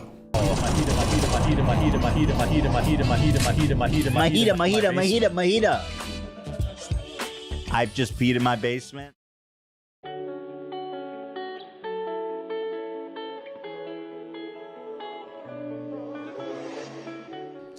Dink Doink is a notorious crypto scam that was heavily mocked by Ethan, the H3 podcast crew, and the fanbase. The scam was spearheaded by Logan Paul, a frequent target of the H3 podcast's harsh criticism, and for good reason. Dink Doink was pitched as a fun, meme-based cryptocurrency with a South Park-style animated mascot and an intentionally ridiculous theme song. However, beneath the surface, it was an obvious rug pull crypto scam, designed to inflate the value, cash out, and leave investors with worthless tokens. What made Dink Doink particularly hilarious to the H3 community was how blatantly scammy the entire project was. Logan Paul shamelessly promoted the coin, claiming it was just a fun meme coin for the community, all while failing to disclose that he was financially involved in the project. The marketing campaign was equally absurd, with a terrible yet catchy theme song that Ethan and the crew instantly fell in love with. The song, which essentially repeated the phrase, despite the scam's eventual collapse, Logan Paul faced no major consequences and quickly moved on to other questionable ventures.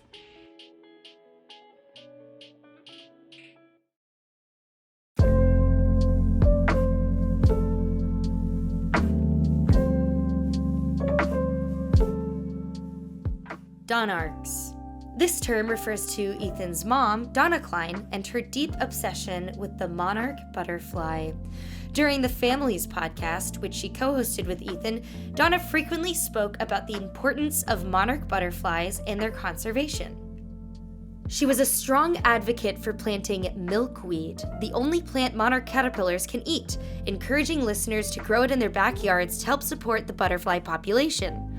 Over time, Donna's passion for monarchs became a beloved and recurring topic, leading to the affectionate nickname Donarchs from the community. The Donarch, Woo! Queen of the Butterflies, Donarchy. Do you accept that title? Sure, that's a great title. I don't know who thought of it, but way to go, fans. Fuck Ryan Kavanaugh. He's a bitch, man. Fuck Ryan Kavanaugh. His thing is flipped. Fuck Ryan Kavanaugh. TheBanOfEthanKlein.com. This website is allegedly Ryan Kavanaugh's retaliation against Does Ryan Kavanaugh Look Like Harvey Weinstein.com, a site Ethan promoted to poke fun at Kavanaugh. In response, Ryan seemingly paid for a poorly designed website that compiles Ethan's past controversies in an attempt to discredit him. The site has been widely mocked by the H3 community for its low-effort execution.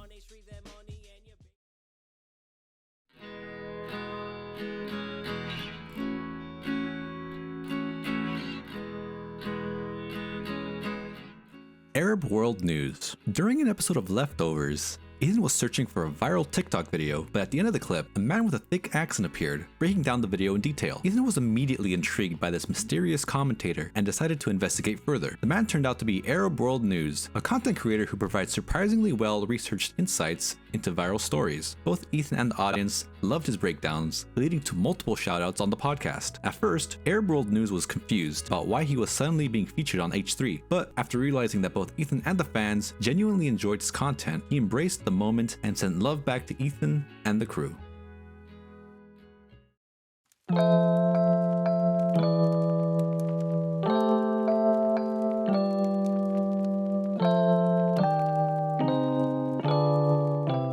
On H3 Podcast 212, Ian introduced his new robotic alter ego, AI Ian.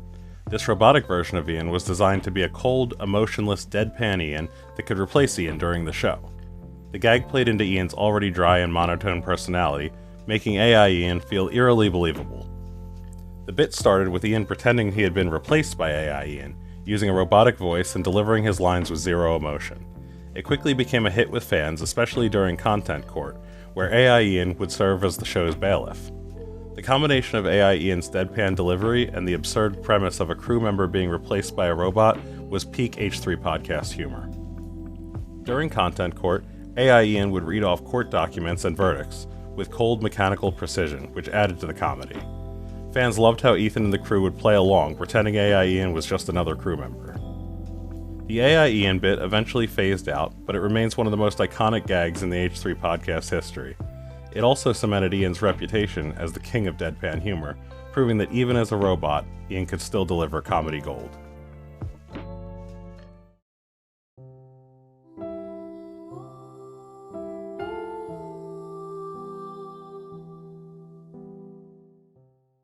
After Ethan was infamously banned from WikiFeet, a popular website for rating celebrity feet, Love decided to take matters into his own hands. To honor Ethan's feet and stick it to WikiFeet, Love created a dedicated website called ethansfeet.com. The website featured a gallery of Ethan's feet along with a rating system, allowing fans to rate and comment on Ethan's foot pics. But it didn't stop there. Love also expanded the site to include feat ratings for other personalities associated with H3, such as Hila, Ryan Kavanaugh, and even Alfredo, the Klein's dog. The tongue-in-cheek nature of the site perfectly captured the humor of the H3 podcast. Although the site was a massive hit among fans, it now appears the servers are no longer being paid for. When you visit the site, you're greeted with a warning message before entering, a clear sign that the website is hanging on by a thread. Despite this, ethansfeet.com still remains accessible to this day, standing as a relic of one of the H3 podcast's funniest and weirdest bits.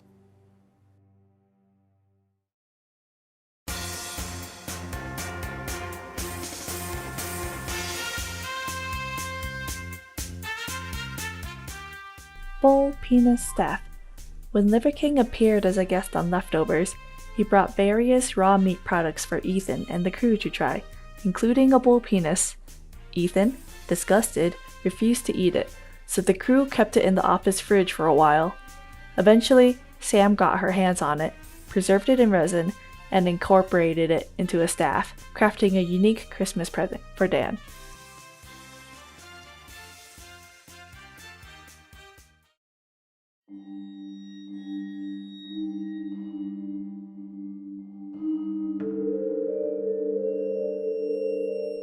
Nathaniel Klansman is the dark, twisted, southern alter ego of Ethan Klein, often portrayed as a murderous, incestuous, and deeply disturbing version of himself.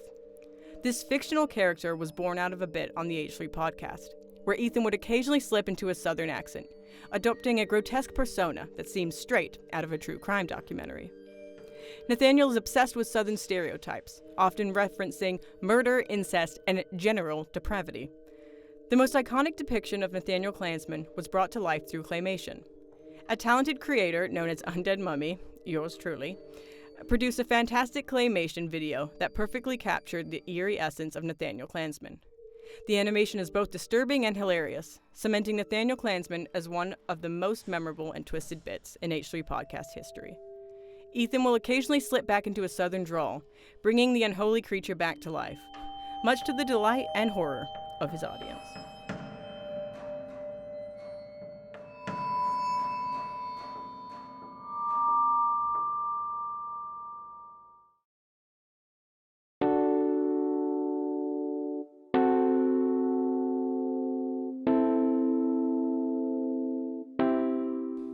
The feeding window refers to a diet strategy where a person only eats during a specific time of the day and fasts for the remainder, essentially a form of intermittent fasting. Ethan attempted this diet in hopes of managing his weight, but it had minimal success. Over time, he found it difficult to sustain, and ultimately it did not become a long-term solution for him. The concept of the feeding window has since been joked about on the podcast, especially in relation to Ethan's struggles with dieting.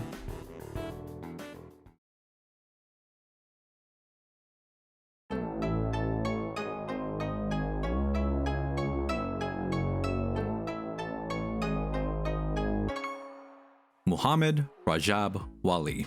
Wali is a TikToker known for his crazy voice and heavily edited and distorted clips.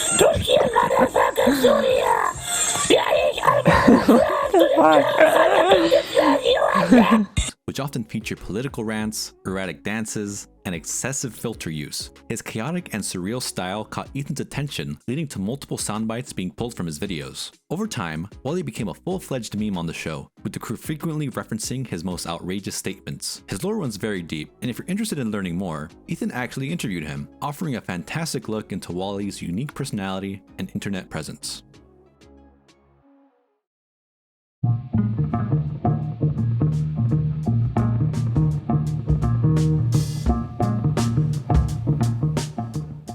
Oh no, Sam Seder. This moment is considered one of Ethan's crowning achievements. Sam Seder, a left-wing political commentator, had long been avoided by conservative commentator Steven Crowder, who repeatedly dodged debates with him. Ethan orchestrated a prank where he invited Crowder to a debate, only to swap his video feed with Sam Seder's mid-conversation. Caught off guard, Crowder panicked and tried to back out, leading to an embarrassing moment for him. Jim? Oh, geez. Okay, so this is what's going to happen.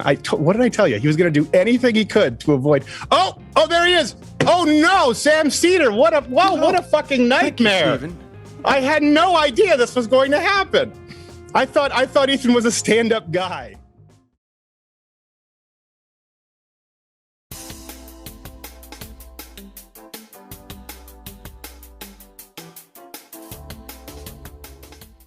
The Mole People. The Mole People is a term used to describe those who live underground, particularly the community of unhoused individuals residing in the storm drains of Las Vegas. The H3 podcast connection to the Mole People began when a viewer named Rory Hicks, claiming to be a representative of the Mole People, donated to the show and expressed support for Ethan and the crew. Real quick, shout out Rory Hicks for $200 in the super chat.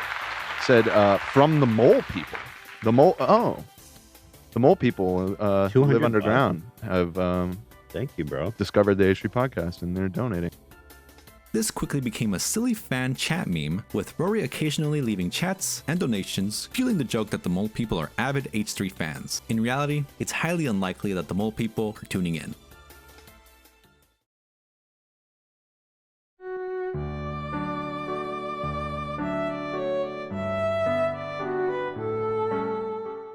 Hunger FF. Hunger FF is an adult performer known for his extreme content, particularly within the world of fisting and prolapsing. His unique ability to prolapse on command without any external assistance has made him a standout figure in certain online circles. His connection to the H3 podcast came during an episode featuring television personality Howie Mandel. Mandel had previously gone viral for sharing a shocking TikTok video depicting a prolapsed anus, as previously discussed in this iceberg. Seizing the opportunity, Ethan Klein decided to turn the moment into a bizarre and unexpected talent showcase. Enter Hunger FF. During the episode, Hunger FF was introduced to demonstrate his signature skills live on air. Hunger FF, let's start by showing your talent and then we can kind of talk through it. Is that okay?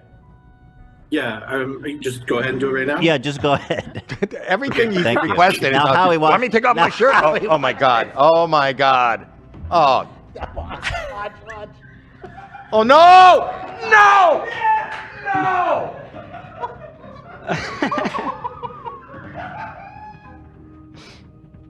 Oh! You can. Oh! No, wait. I made sure I had some hand sanitizer because on hand just in case. That was actually really impressive. Oh my gosh. Howie Mandel, clearly unprepared for what was about to unfold, had a visible reaction of shock and discomfort. Hunger FF's appearance cemented itself as a defining moment of the H3 podcast, a moment that blurred the line between comedy, shock value, and outright absurdity.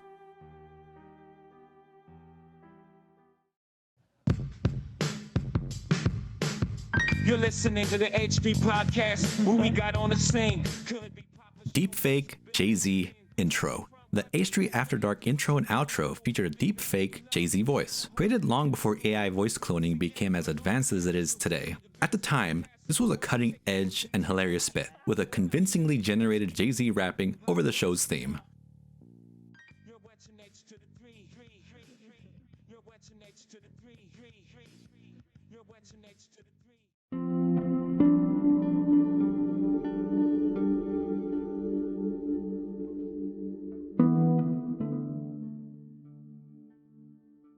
Barefoot Brothers Drive. Ethan came across a bizarre YouTube ad that left viewers confused. The ad promoted a website called Barefoot Brothers Drive, which aimed to recruit people to film bare feet driving in a car, a concept that immediately raised eyebrows. The person in the ad was none other than Seaman, an infamous foot fetishist who would sometimes call into the show to share crazy sex stories about feet. I was asking, what is your day job?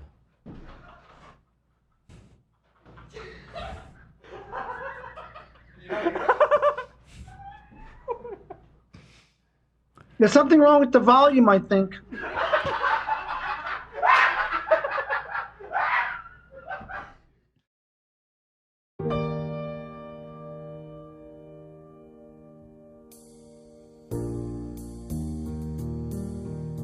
Ben Affleck's back tattoo. Hila famously declared Ben Affleck's back tattoo to be the worst tattoo of all time, and that one iconic moment sparked an endless series of discussions and segments on the H3 podcast. The tattoo, which is a large, colorful phoenix spanning across Ben's back, became the perfect baseline for Hila for any other tattoo that was deemed bad by the crew.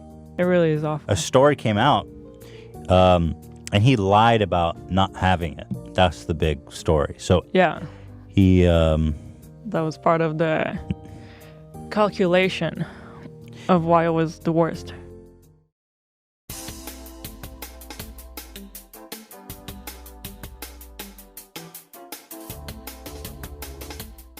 In response to Gwyneth Paltrow's "This Smells Like My Vagina" candle, Ethan decided to create his own parody version, "This Smells Like My Butthole" candle. Unlike Paltrow's candle, which many claim didn't actually smell anything like a vagina, Ethan's version was designed to be authentically terrible. The candle was described as having a truly foul, putrid scent, with many crew members confirming that it was genuinely difficult to be around. Despite the disgusting premise, the first batch of candles was sold as a charity fundraiser for prostate cancer awareness, ultimately raising $8,000. But I did shit myself too. This is what that smells like. It's really fucking strong.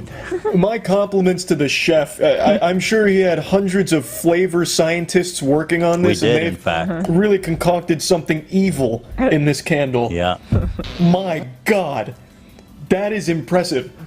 It's like he just like trimmed his ass hair and like sprinkled it into the wax after he had like funnily diarrhea. enough, that my original idea, which you guys vetoed because you thought it was too gross, was I wanted to put little like fibers in there that look like pubes.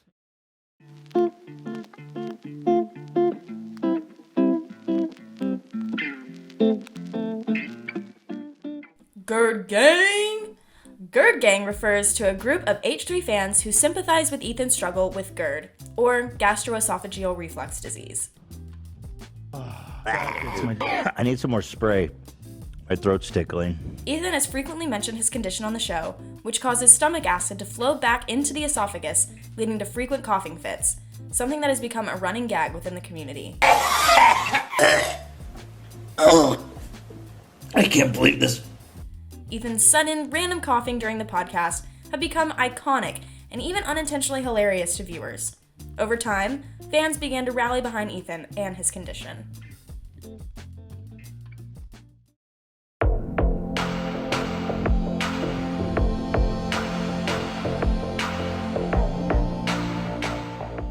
#808 Hot Meme.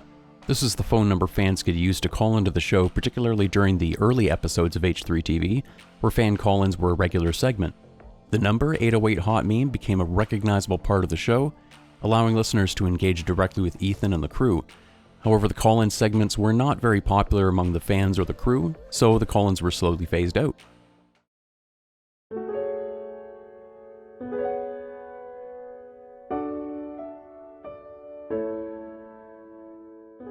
DD Mega Doodoo. One of the most legendary news bloopers of all time, and one of Ethan's all-time favorite clips.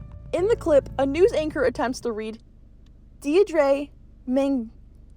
Oh my god, I'm not going to be able to say it.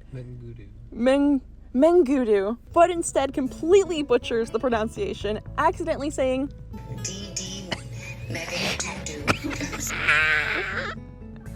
Mega doo-doo. DD Mega doo-doo. This hilarious slip-up became an iconic soundbite on the H3 podcast, often used whenever somebody completely botches the pronunciation of a word. It remains a go-to reference for the crew and fans whenever a verbal blunder happens.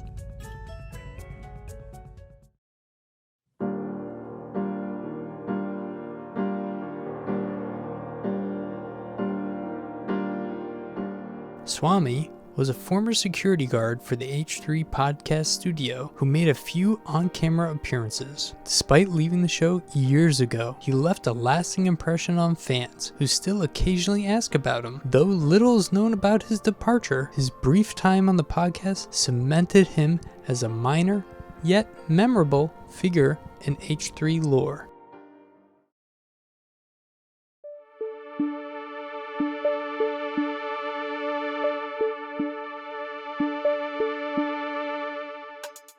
Vape God NFT. The Vape God NFT was part of a series of NFTs created by Ethan as a satirical commentary on the absurdity of the NFT craze. The creation of the NFTs was meant to mock the hype around digital ownership and cryptocurrency's influence on art markets. The Vape God NFT itself became a viral sensation with its ridiculous premise and surreal design. To everyone's surprise, it sold for a hefty $60,769.50, a staggering price for a meme NFT.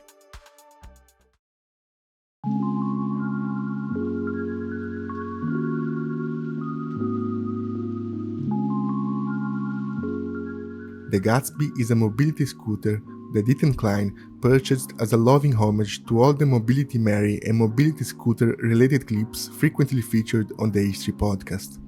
Ethan became fascinated with mobility scooters after reacting to several infamous clips of people causing chaos on them, most notably Mobility Mary, who we will mention later in this iceberg. For a brief but glorious period, the Gatsby became a staple of the show. Okay, so it's pretty big, but with a skilled driver, I think you could definitely. Okay, well. Guests were often invited to make their grand entrance by riding in on the Gatsby, adding a layer of absurdity and charm to the podcast. No problem. Ian, you ready? Keep an eye. Don't be on your phone. I mean, this is life and death. All right, here we go. It's up to 10. It's up to 10. Oh, we're getting a little wobbly.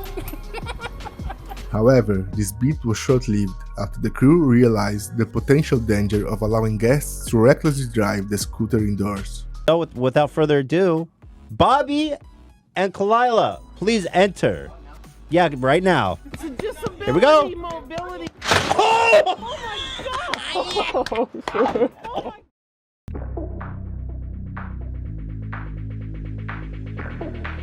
Just slow down. It's okay. Wendy Williams, Fartgate. Wendy Williams, making bizarre noises, burping and farting, has been a recurring topic on the H3 podcast, but the most famous moment revolved around Fartgate. During one of her live broadcasts, Wendy let out an incredibly loud and nasty fart. I mean, you're lucky you only got battery. Okay. What if he filed for sexual assault? So you all heard that, and Zach actually isolated it. Go ahead, Zach. That's. Whoa. Are you sure that's that sound? You're not messing with me? No, I saw him extract What? it. On my life. Yeah, I yeah. cannot He believe. boosted the gain, obviously. So Yeah, you know, no, it's but I more can't clear. believe you got it so clean. Go ahead again. Wow. I feel like that's gross. Listening to it. That's like a once-a-year fart. It's like it feels like she's farting in my face. Wendy later addressed the controversy, denying that she had farted and instead blaming it on some kind of, quote, weird science experiment gone wrong happening in the studio. Of course, Zach wasted no time isolating the fart noise and turning it into a legendary soundbite, ensuring that Fartgate would be forever immortalized in H3 lore. Foil inside the tank. It's supposed to float in midair. Okay. So it wasn't working. Okay. Because we didn't have the proper hose and the air was just coming You know, out. she had a and it meeting was with the whole sputtering crew. Oh, yeah, like they somebody rehearsed was this. And she was super serious, and she was like, you guys find what happened. Mm-hmm. And then they all had to scramble Like, and bring out John. You ripped that. John, explain what happened. She's like Charlie with the conspiracy. She's like, no, we were doing the gas experiment and he heard the hissing. No. Dude, you ripped the ass lady. She probably did shit her pants.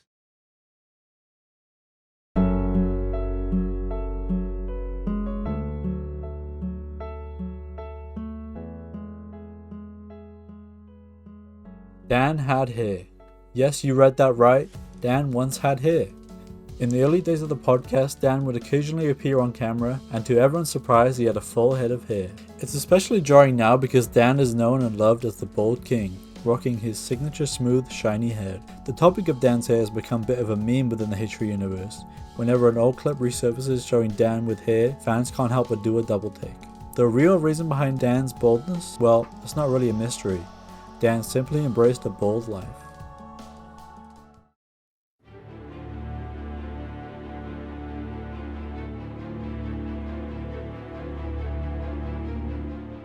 Mr. Beast cease and desist. As mentioned in the Zonka entry, the crew once created a fake Feastables website as a prank to trick Ethan. The site was purely a joke, never intended for real use, but it ended up causing unexpected legal drama. You just got a letter from Mr. B? Yeah, you guys remember the silliest Zonka website I made for the Feastables.me? No, is this not his real website? No, not. You guys. Fake one. How did they even find this? This must have zero traffic. Like, what's the traffic on this? Does this mean some lawyers have been getting like zonked? Oh, for sure. Definitely. Mr. Beast's legal team eventually discovered the site, mistakenly believing it was a real attempt to impersonate Feastables. Love, who had created the website for the bit, was hit with a cease and desist letter from Mr. Beast's lawyers. So, did they just want you to remove the website? Basically, the hosting company reached out to me and said, if you don't remove it within 2 days, they have the right to do shit, and well, pretty much that's. However, since the site was never meant to stay up long term, Love simply complied with the takedown request, and no further legal action was pursued. Well, just erase it. Billy Zonk, Mr. Yeah, Beast, dude. yeah, I'll definitely just give. I'll not fight. I won't fight this. We one, don't need this. but- We don't.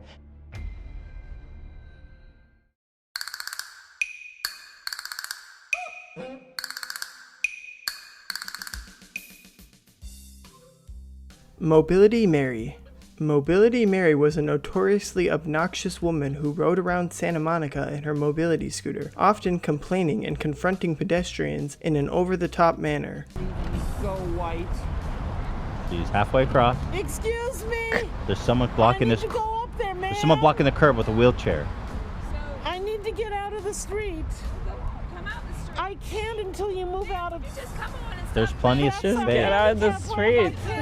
I can't go over the curb. Right there. Oh my God. You're right there. Ethan has a well-documented love for mobility scooter videos, and no one in the genre entertained him more than Mobility Mary. When the H3 crew discovered that Mobility Mary had passed away, they attempted to retrieve her mobility scooter as a piece of H3 history. Unfortunately, they were a few weeks too late, missing their chance to preserve this legendary relic. Oh my God. You're right there. You can't move another couple of inches. Oh, there's someone in the wheelchair? No. See, she made it perfectly. Oh, and she went straight. Oh my God. So you see, and she called her dead. So she was just going.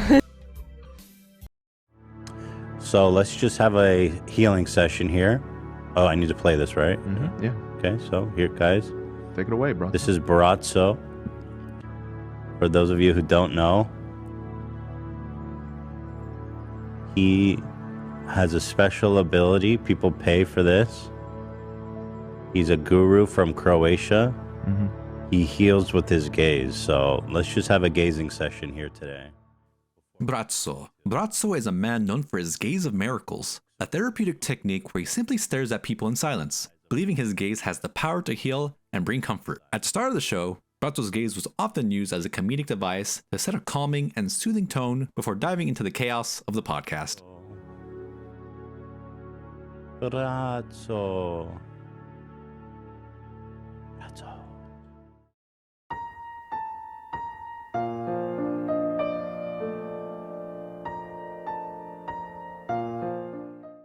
Belle Delphine. Belle Delphine is an iconic internet personality and adult content creator, best known for her viral stunt of selling bottles of her bathwater to her fans. The stunt caused a massive stir online and made her a household name in the world of internet culture. In an iconic moment of the H3 podcast, Belle Delphine sent Ethan a special gift, a bottle filled with her spit. This gift became a unique and prized possession on the show, serving as a bizarre yet humorous decoration for a period of time. The bottle was often shown on camera as a token of Belle's larger-than-life persona in internet culture. Sadly, during the move to the new studio, the bottle of spit leaked, and the iconic item was lost forever.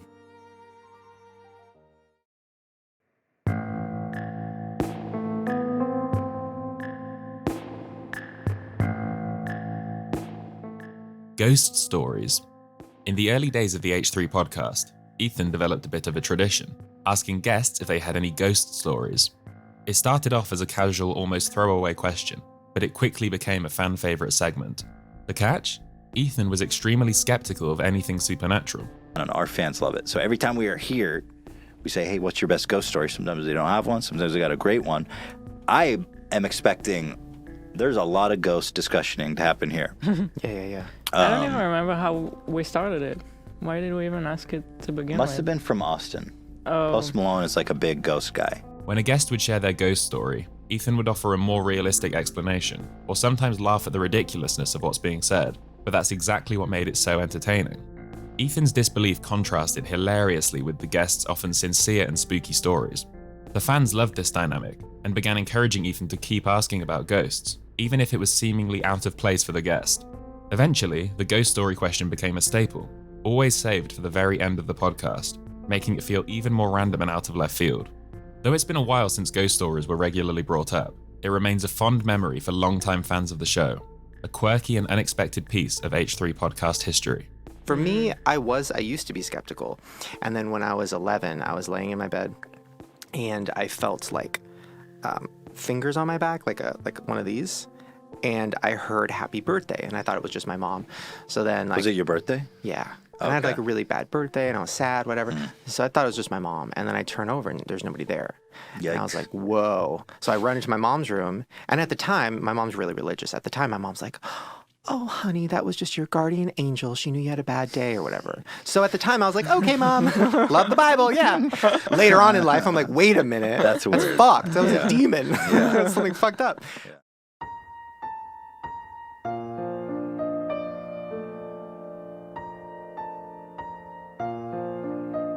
Zach's lawn shit.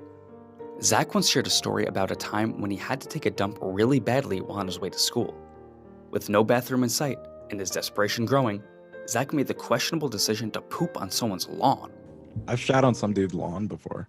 Why did you do that, Zach? So it's when I was in school and it was very early in the morning and the shits hit me on the freeway. And I get off and I'm looking for a gas station or something. And there's nothing. It's all residential area. So I literally had to shit on some dude's lawn.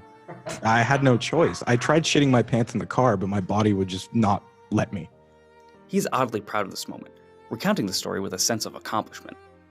While Zach seems to have found a strange sense of pride in his lawn poop, the rest of the crew and listeners rightfully condemned his actions as one of the more bizarre and inappropriate things to do. I was pretty proud of it, to tell you the truth. God, I can't imagine, like, how do you, just, the world is so strange, man. Still, the story became a recurring point of humor and embarrassment on the show, often brought up to poke fun at Zach's choice of public relief. Despite the crew's disapproval, the tale became another iconic and slightly cringeworthy part of Zach's history on the H3 podcast. So I actually went back the next day and the turd was like dispersed. What does that mean? Like they tried to hose it down? Yeah, but it was still there. So what were you going to do? Were you just curious or were you going there to try to help out? I was just curious what it looked like, what the aftermath was. It's like they say like murderers return to the scene of the crime. Right. Exactly. Some sociopath shit. I gotta pee so bad.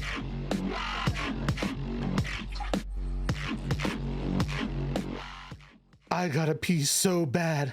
This soundbite became one of the earliest and most memorable moments on the H3 podcast. It all started when Ian casually said, I gotta pee so bad.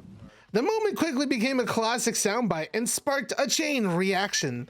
Zach found this so amusing that he made a ton of soundbites of Ian, and it soon became an ongoing joke with the show. Over time, it became status quo for crew members to expect to be soundbited for the smallest quips or moments. I gotta pee so bad. Don't mute his mic. Wait, why is he muted? No, I agree. Don't mute his mic. I want to hear what he's saying. No, Ian, come back. Dan, I forbid you from muting All right, his his mic. mic's open. He's got the control.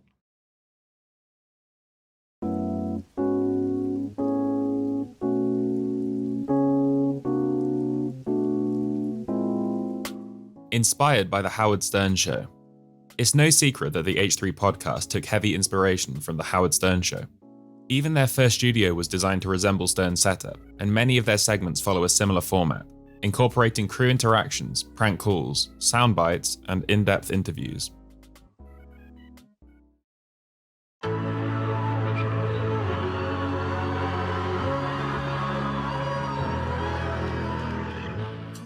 The Lawman. I started out as the Jersey Lawman, a play on the Jersey Outlaw, making memes on Instagram that parodied and poked fun at his crazy antics. After a little while, some of these posts caught the attention of the H3 podcast, and some of my work was even featured on the show. Over time, I started branching out more into the music side of things, and ended up tying for first in the Dream Song Remix competition. Later getting the chance to play a live guitar version of the song with Zach at the Dolby Theatre for the 2023 Steamies. Fast forwarding to the current day, I continue to create memes, song remixes, and video edits for Instagram and YouTube, Until there's another competition, in which case I'll be chugging Sigma Brain and making it my sole purpose to create another chaotic fever dream for the H3 audience.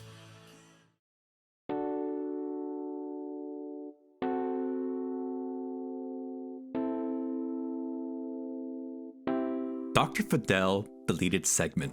This incident became one of the most hilarious and awkward moments in H3 podcast history. Dr. Fidel, a doctor who wanted to call in and discuss Jimmy Lee's diagnosis, particularly focusing on histrionic personality disorder. During the call, Dr. Fidel, who was at work in a hospital, was encouraged by Ethan and the crew to take off his shirt. This led to Dr. Fidel essentially thirst trapping live on air. Afterward, Dr. Fidel realized the potential professional consequences and asked Ethan to delete the segment from the episode to avoid getting into trouble at his workplace. However, the deleted segment didn't disappear completely. Fortunately for fans, it is still available online, allowing the audience to experience this ridiculous moment for themselves.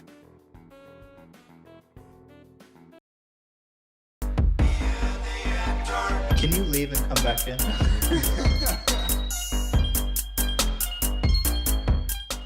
Ian the Intern PowerPoints. When Ian first started as an intern, he would occasionally create PowerPoint presentations to discuss various topics on the show. Though he only made a handful of these presentations, they left a lasting impact, with Ethan begging Ian for years to bring them back. Despite Ethan's pleas, Ian had mostly retired from PowerPoint duty, with AB and Olivia now taking the reins as the show's primary presentation makers. However, the nostalgia for Ian's PowerPoints lives on in H3 lore.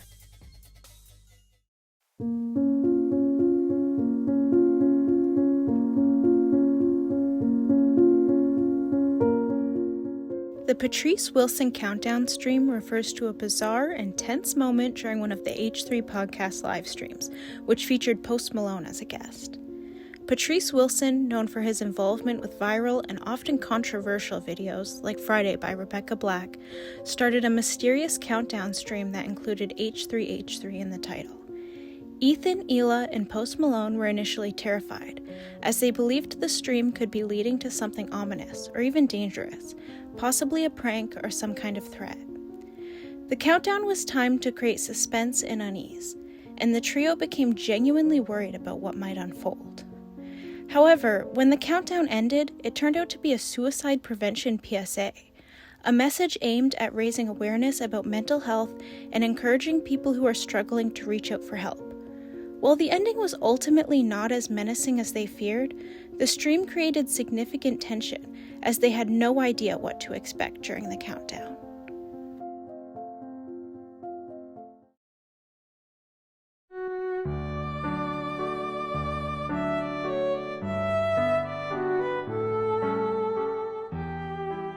The Bachelor is a recurring segment on the H3 podcast where Ethan attempts to find love for someone close to him in a Bachelor-style dating competition. While the idea seemed simple enough, every iteration of The Bachelor has been filled with chaos, unexpected twists, and complete derailment, making it a fan favorite segment. The first iteration of The Bachelor featured Ian the Intern. Ethan planned a traditional Bachelor-style show where women would apply to date Ian, and he would eventually choose a winner. However, the segment completely fell apart when Ian secretly DM'd a woman who never even applied to the show and began dating her. This completely circumvented the competition, making the entire premise pointless. Fans were equally frustrated and amused, as Ian hilariously derailed his own Bachelor season. The second Bachelor featured Trisha Paytas as the contestant, where the goal was to find love for Trisha. Unbeknownst to Ethan, Hila's brother Moses, who was not officially part of the competition, began secretly messaging Trisha. This completely blew up the segment as Trisha and Moses started dating off camera, once again making the show obsolete. Ironically, Moses and Trisha's relationship lasted, and they eventually got married and had 2 children together, with a third on the way. So while the segment was technically a disaster, it still resulted in a long-term relationship.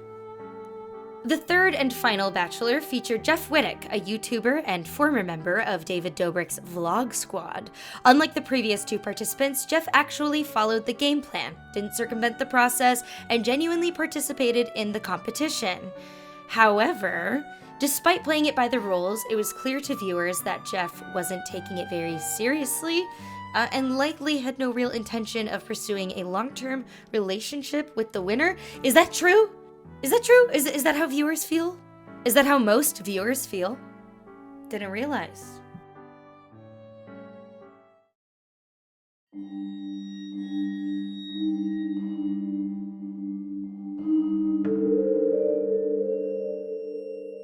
Shoenice.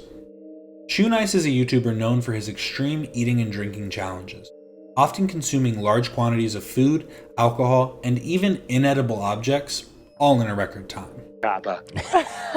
Now, Shu, he gained a large following for his shocking and bizarre stunts, paired with an unfiltered and erratic personality.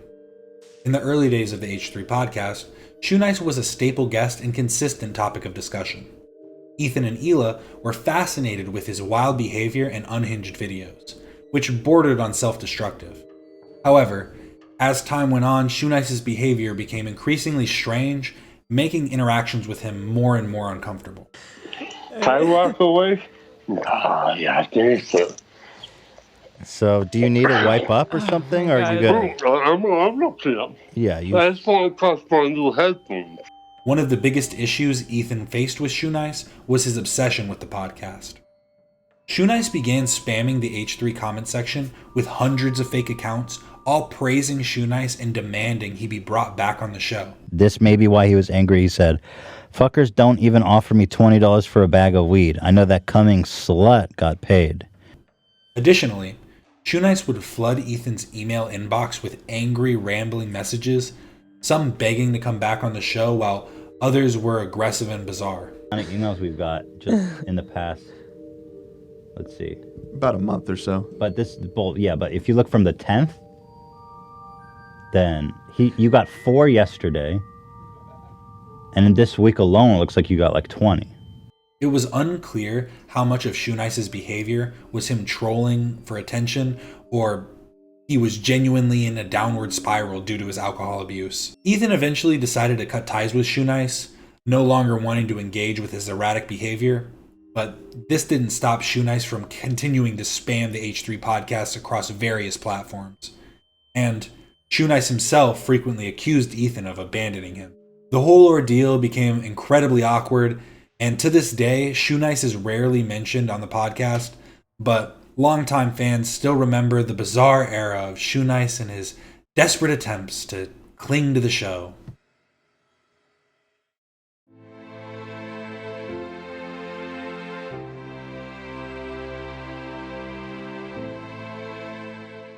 Anal fissures.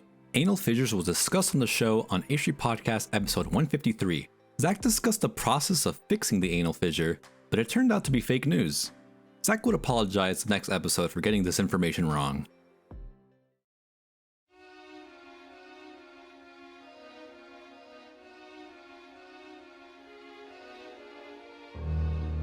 Leonard Katzman. This is Ethan's biological grandfather. This was added to Ethan's Wikipedia, likely by Ryan Kavanaugh, to make Ethan seem like some sort of nepo baby. But the truth is, Leonard Katzman abandoned Ethan's dad, and he has no relationship with Ethan at all. What's interesting is my dad's biological dad was like a big-time movie producer. I Right. never met him. My dad never fucking knew him. Wait, Katzman? Yeah, Leonard Katzman. Wait, that's like really big time. Yeah, he I was don't working know on that. Dallas or some shit. I don't know. Yeah. But I've seen people try to say that I'm like a Oh, nepotism baby. a nepo baby. Yeah, nepo baby. I've seen it being said before. Really? They don't really know enough about me, and they see, like, if you go on Wikipedia now, it says like Leonard Katzman's my grandpa, which is weird. But I never fucking met the guy. My dad never met him once since fucking he was like 2 years old. Yeah.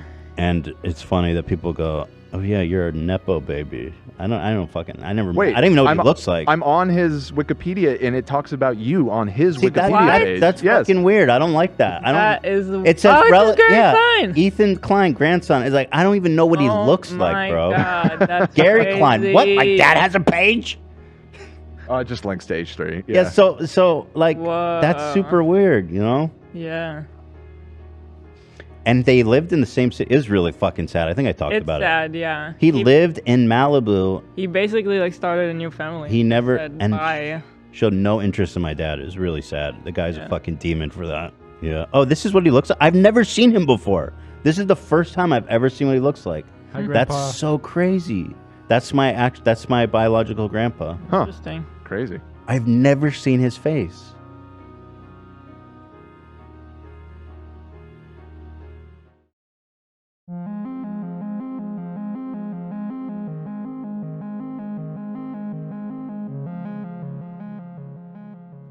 Creedence Clearwater Curse. Zach is known for being an incredibly superstitious man. He has a variety of fears and phobias, but one of the most notable ones involves the band Creedence Clearwater Revival, or CCR. Zach believes that if he hears one of their songs, or even if somebody simply mentions their name, something bad will happen to him. Ethan loves to mention the band's name, but he never pronounces it right. He'll butcher the name in various hilarious ways, like calling them Clydence Kleinwater. Okay. It's bad luck. I'm not saying I don't like the music. I'm not saying that.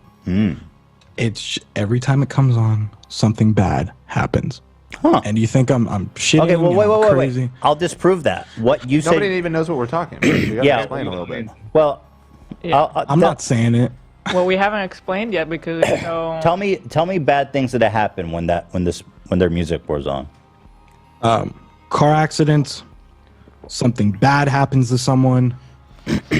Speeding tickets. Just a weird fucking day.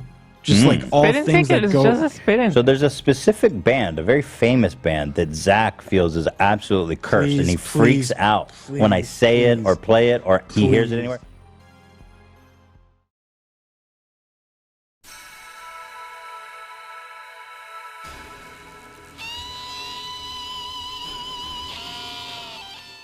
Lil Tracy beef. Lil Tracy is an American rapper, singer, and songwriter. During the height of Old Town Road's popularity, the H3 podcast discussed whether Lil Nas X had stolen the song. Ethan firmly believed that Lil Nas X did not steal it, which led to Lil Tracy sending multiple negative tweets towards him. The ongoing joke is that every time Ethan mentions Lil Tracy, he somehow ends up receiving more angry tweets from him. So his name is Lil Tracy. So he tweeted at me, "Keep your name out your mouth, Grandpa." He's preemptively blocked the podcast Twitter, but he never blocked me. So I responded to him. I said, "Is this what beef is?" But to begin with, we didn't even talk shit about Lil Tracy. We all like the song a lot. Actually, Ian said he preferred it. Yeah. The only thing I said that I can think would have upset him was that I thought he should have been more chill with Lil Nas. Yeah, but... Oh, and then I didn't think Lil Nas copied him. Mm-hmm.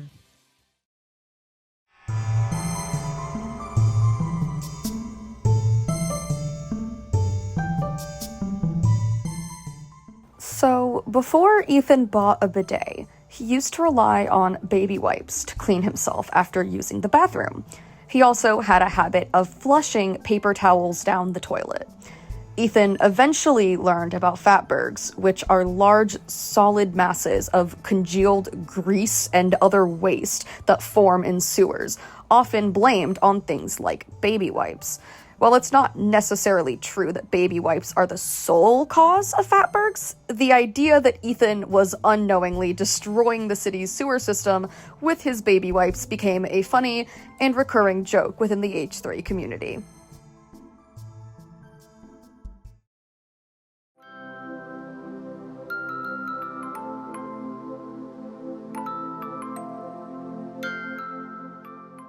The Regular Schmegula.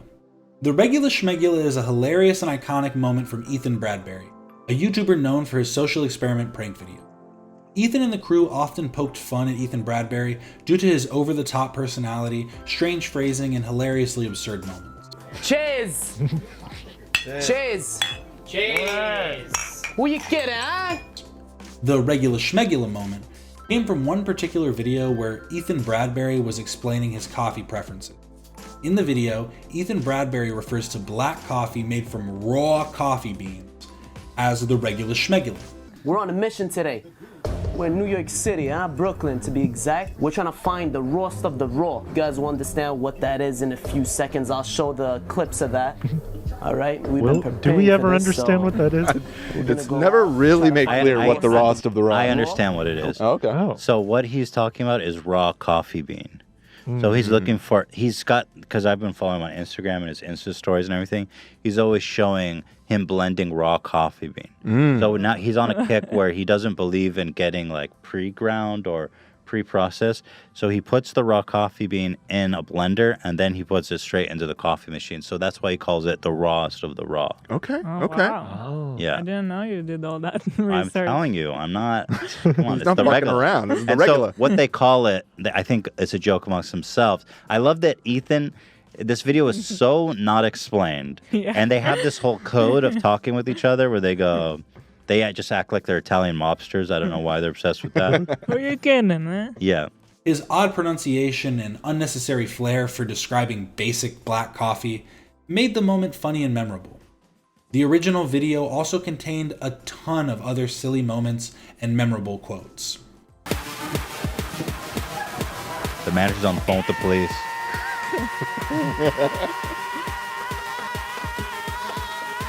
This is what he does in the morning when he pours his coffee. I've seen him on Instagram do this every morning with the raw. And he broke it.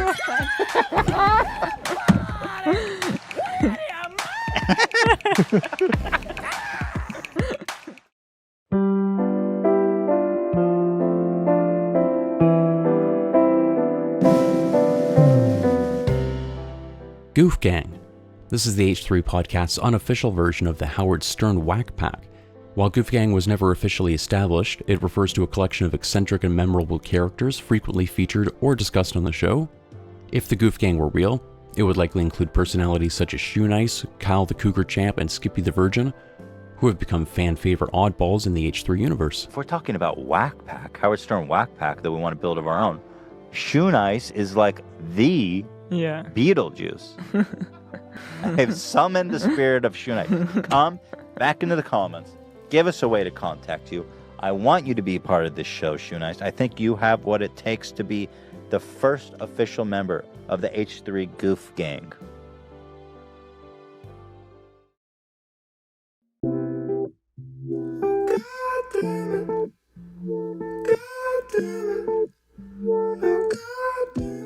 The Sharky's gift card. The Sharky's gift card moment became a hilarious and memorable incident on the H3 podcast. Ian had given Ethan a $40 Sharky's gift card as a thank you for letting him borrow Ethan's card. And I'll tell you what, Ian, this card has been nothing but a fucking curse on my life. And I am so pissed at you. I've tried to use this card. I've wasted so much money trying to use this card. Sharky, I don't want to eat Sharkies. I don't like their food. I don't like anything about Sharkies right now. However, when Ethan tried to use it, things quickly went south. The gift card either wouldn't work or it wasn't enough to cover his order. I've gone there 3 times. I've ordered online, okay, and the card never works. And you end up paying for it yourself. This has happened 3 fucking times. What's the problem? What do they say is You going can't on? use it online. This moment of frustration turned into a running joke, and soon Sharky's gift cards became a silly inside joke among the crew. They started gifting each other these cards as playful, cheeky presents. The crew members would exchange Sharky's gift cards knowing they'd likely cause minor chaos or frustration, but always with good humor. It became a fun, lighthearted tradition, adding to the list of quirky H3 traditions that fans would soon come to expect. Lunch Okay. for other people. Ian's never made a lunch plan in his life. Trust me, it's hard. Okay? Now, I says to myself a couple days ago, 3 days ago, you know what? What are we going to eat for lunch? Let's go to Sharky's. I've got this fucking gift card. So we roll up to Sharky's. And I'll tell you what, because there's $40 on the card, I ordered a little extra shit that I would never buy myself. Because I was like, let's just bang it out. I got like a side of guac and a drink and all this bullshit and added stuff. Because you're like, let's just bang it out. Even though I wouldn't ever pay for that. These motherfuckers, they go to me after I place my order. The system's down. But we're going to try to fix it. So I place my order. They make the food after like 2 minutes because it's not that busy. They put it on the counter. It's right there. Are you listening, Ian? Yes. Okay. It's sitting there on the counter. I go to fill up the salsas, and they're punching away. People are coming and getting their food. I walk up and say, hey, what's going on? We're still working out the kinks. We're trying to figure this out. 10 minutes later, the manager comes out, calls up like corporate headquarters, is trying to get this gift card to work. They go, do you know how much money's on this card? I'm like, I don't know. I'm not, the hell do I know? Like, okay, just sir, relax. I was screaming. I was throwing salsa at the wall. So after like 20 minutes, the food is fucking cold. I go up and I says, all right, listen, I have to go. I'm a busy man. I don't have lunch plan time. And they say, can you use it another day? Can you pay with your card? I was like, you gotta be fucking kidding me. Do you know how hard I've been trying to use this money?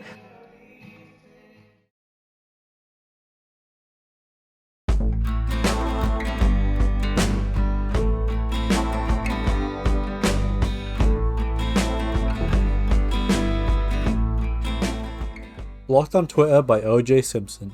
Yes, Ethan Klein is officially blocked on Twitter by none other than OJ Simpson, and honestly, it's one of his proudest achievements. The whole saga began when OJ, the former NFL player turned alleged murderer, joined Twitter. Ethan, never one to shy away from controversial topics, would frequently reply to OJ's tweets, often calling him a murderer. Ethan relentlessly trolled OJ every chance he got, commenting things like, statistically, I may have a better chance of being killed by you than the virus. Eventually, OJ had enough. Without saying a word, OJ Simpson blocked Ethan on Twitter, effectively ending the direct line of trolling.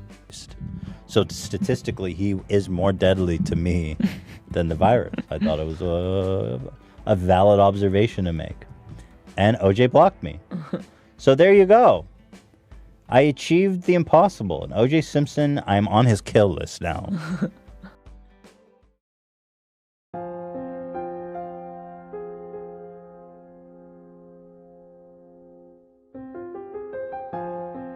This episode ends when we're basically passed out. Yeah, we're all going to be in the store. There's no end here, so this We'll all goes float. as long...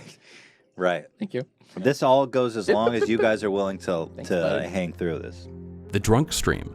On H3 Podcast number 28, Ethan, Jax Films, and Eric got super drunk during the episode. At one point, Ethan brought up a past podcast with iDubbbz where he'd used some derogatory terms. Following the stream, Ethan later apologized for his drunken remarks, acknowledged that his comments were inappropriate. This episode remains one of the more infamous moments in H3 podcast history. Cheers, boys. Cheers. To Twitch, to the H3 podcast. Ascule. Hey, to talking to people, am I right? Hey.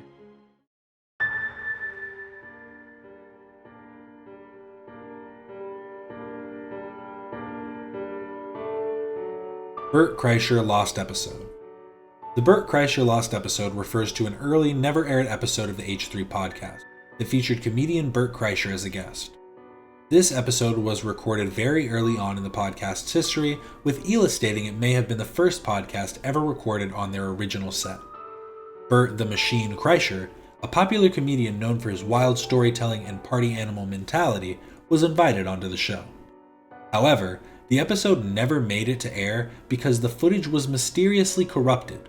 According to Ethan, after recording what was supposedly a great episode, they discovered that the audio and video files were completely unusable. I think the sad part is that we had you on. Yeah. We had this one of probably the best episode we've You ever were shot. probably the first guy here in this office. We had just got this studio. We had Yeah. just built this big, beautiful set. We're like, let's bring Bert in. He's an honored guest. chaos. It was such a great... I was flipping the table, Dude, right? I remember you flipped the table. We were drunk. I was pissed drunk when I Yeah. left here. And you said to It me was when you mad. started, you go, I don't really drink. Yeah. And I was like... We were Bad. drunk by the first break, Yeah. which like in 30 minutes we were drunk. Yeah, I was flipping the table, but it was the best episode I've ever said, and I can say that without reserve because no one will ever see it. No one will ever see it. Yeah. This was heartbreaking for Ethan and Hila since Bert was a high-profile guest, and they were really excited to share the conversation. Adding to the mystery of the lost episode, Ethan has hinted a few times that there was something really funny and special about the conversation. However, since the files were corrupted, the episode will likely never see the light of day. It was lost to oblivion for technical issues. Yeah. And because we were new, we didn't know what we were doing, and I'm so sorry that happened. Yeah.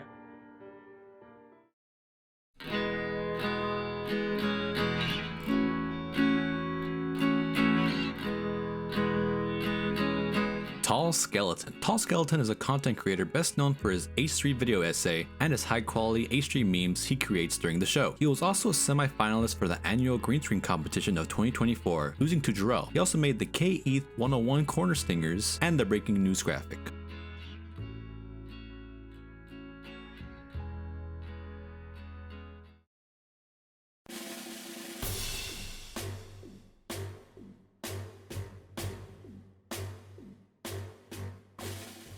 Chet Hanks threats. Chet Hanks, son of Tom Hanks, has been a frequent topic of discussion, criticism, and impersonation on the H3 podcast. Ethan and the crew have often mocked his antics, particularly his use of a Jamaican accent and his self-proclaimed white boy summer. Big up. Okay, just to give you a little preface, he's on the red fucking carpet doing this shit.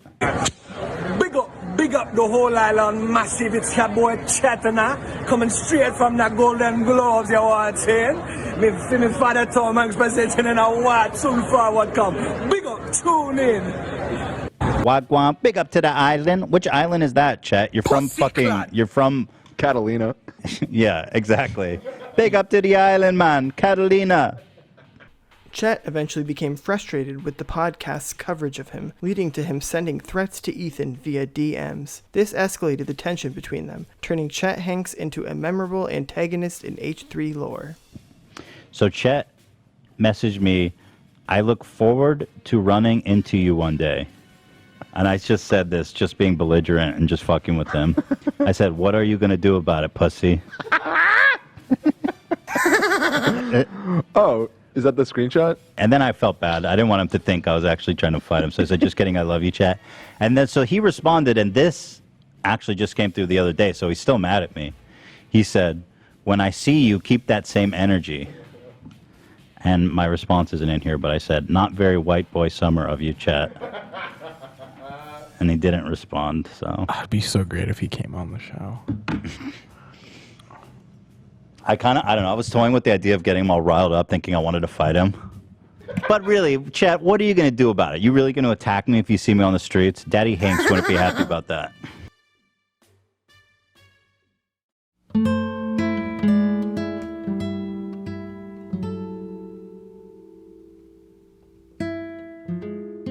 Bill Burr, Episode 1. The first appearance of Bill Burr is probably the most infamous and uncomfortable interviews in all of H3 podcast history.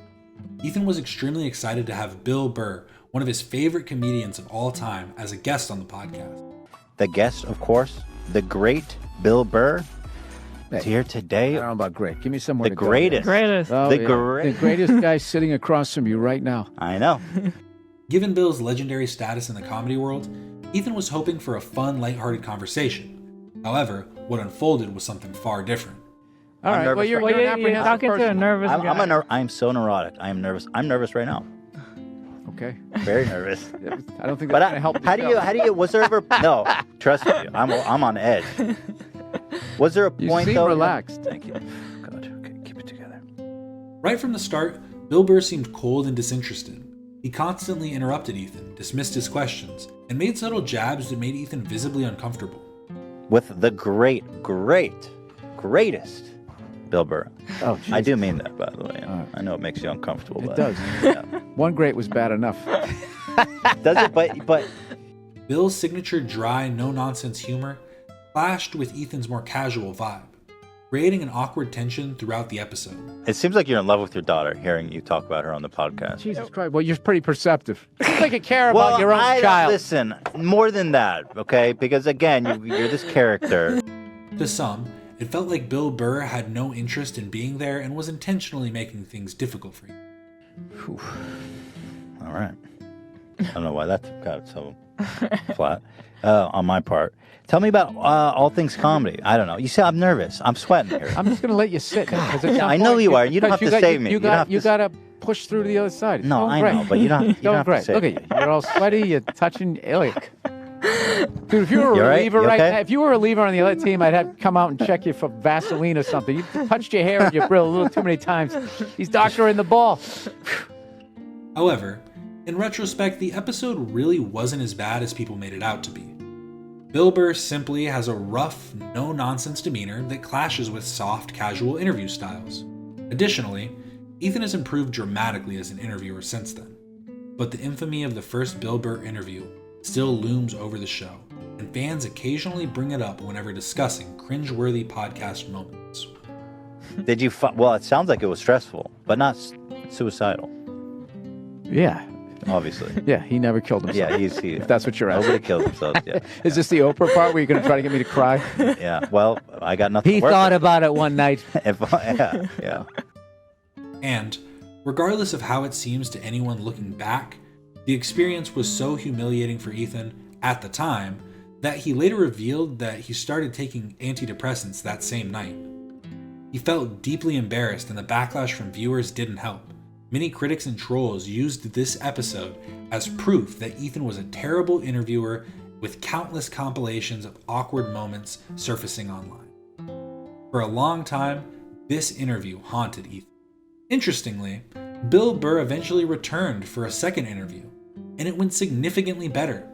Ethan was more confident, and Bill was much warmer, even praising Ethan for how far he'd come. But even so, the first interview will forever be remembered as one of the most painful and uncomfortable moments in H3 podcast history. And he also had a zillion kids, so I mean, yeah. Really? How many siblings do you have? I don't know, dude. The internet's too fucking weird to give out all that information. Oh, you don't even want to say how many because you're afraid that it will Yeah, by somehow all means, compromise keep your talking privacy. about it. Is there any way you can cut this out? I'm honest, dude. Like, Seriously? Yeah, no, dude. Yeah, there's fucking lunatics out there. Okay. Whoa. Off the air, I'll cut it. All right. Jeez. I love how surprised he is. Jeez. Well, there's you can mention the amount. There's absolutely crazy people. Okay.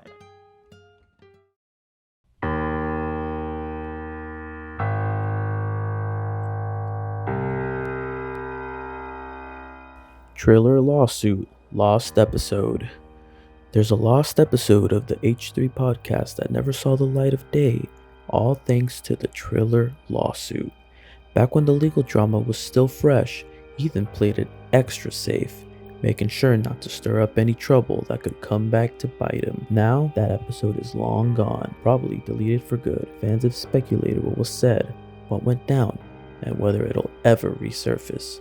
But the Trailer lawsuit sealed its fate, locking it away in H3 history forever.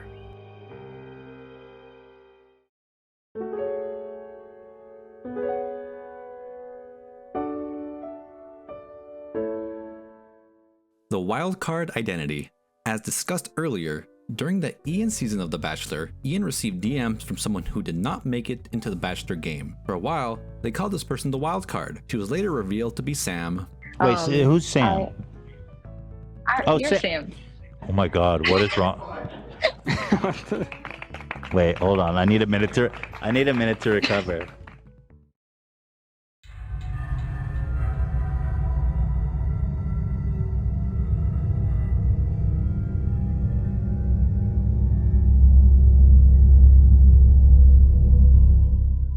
John, William, Kirby, Kelly. Back in 2019, Ethan and Hila got swatted multiple times. It would later come to light that the man behind this was some dude named John, William, Kirby, Kelly. He would be sentenced to 33 months in prison. Ethan discovered that this person was a white supremacist and likely targeted him because he's Jewish. You guys know that we've been victim of swatting. That's why we moved to this house. Yes. It happened several times. Last week, I got a letter from the Department of Justice. I was like, what on earth is this? And they says, this is for the victims unit. And they has a time and date of a court appearance and the information about some dude I never heard of. And I'm like, I'm so confused. And I Google the name and look at this shit. Former ODU student gets plea deal over neo-Nazi group swatting calls. This is the motherfucker that swatted us. And by the way, is this So the most crazy. white trash looking? I love that these guys are neo-Nazis, like, you know. I love that. Then master race. Dude, Hitler would have exterminated your ugly ass, trust me.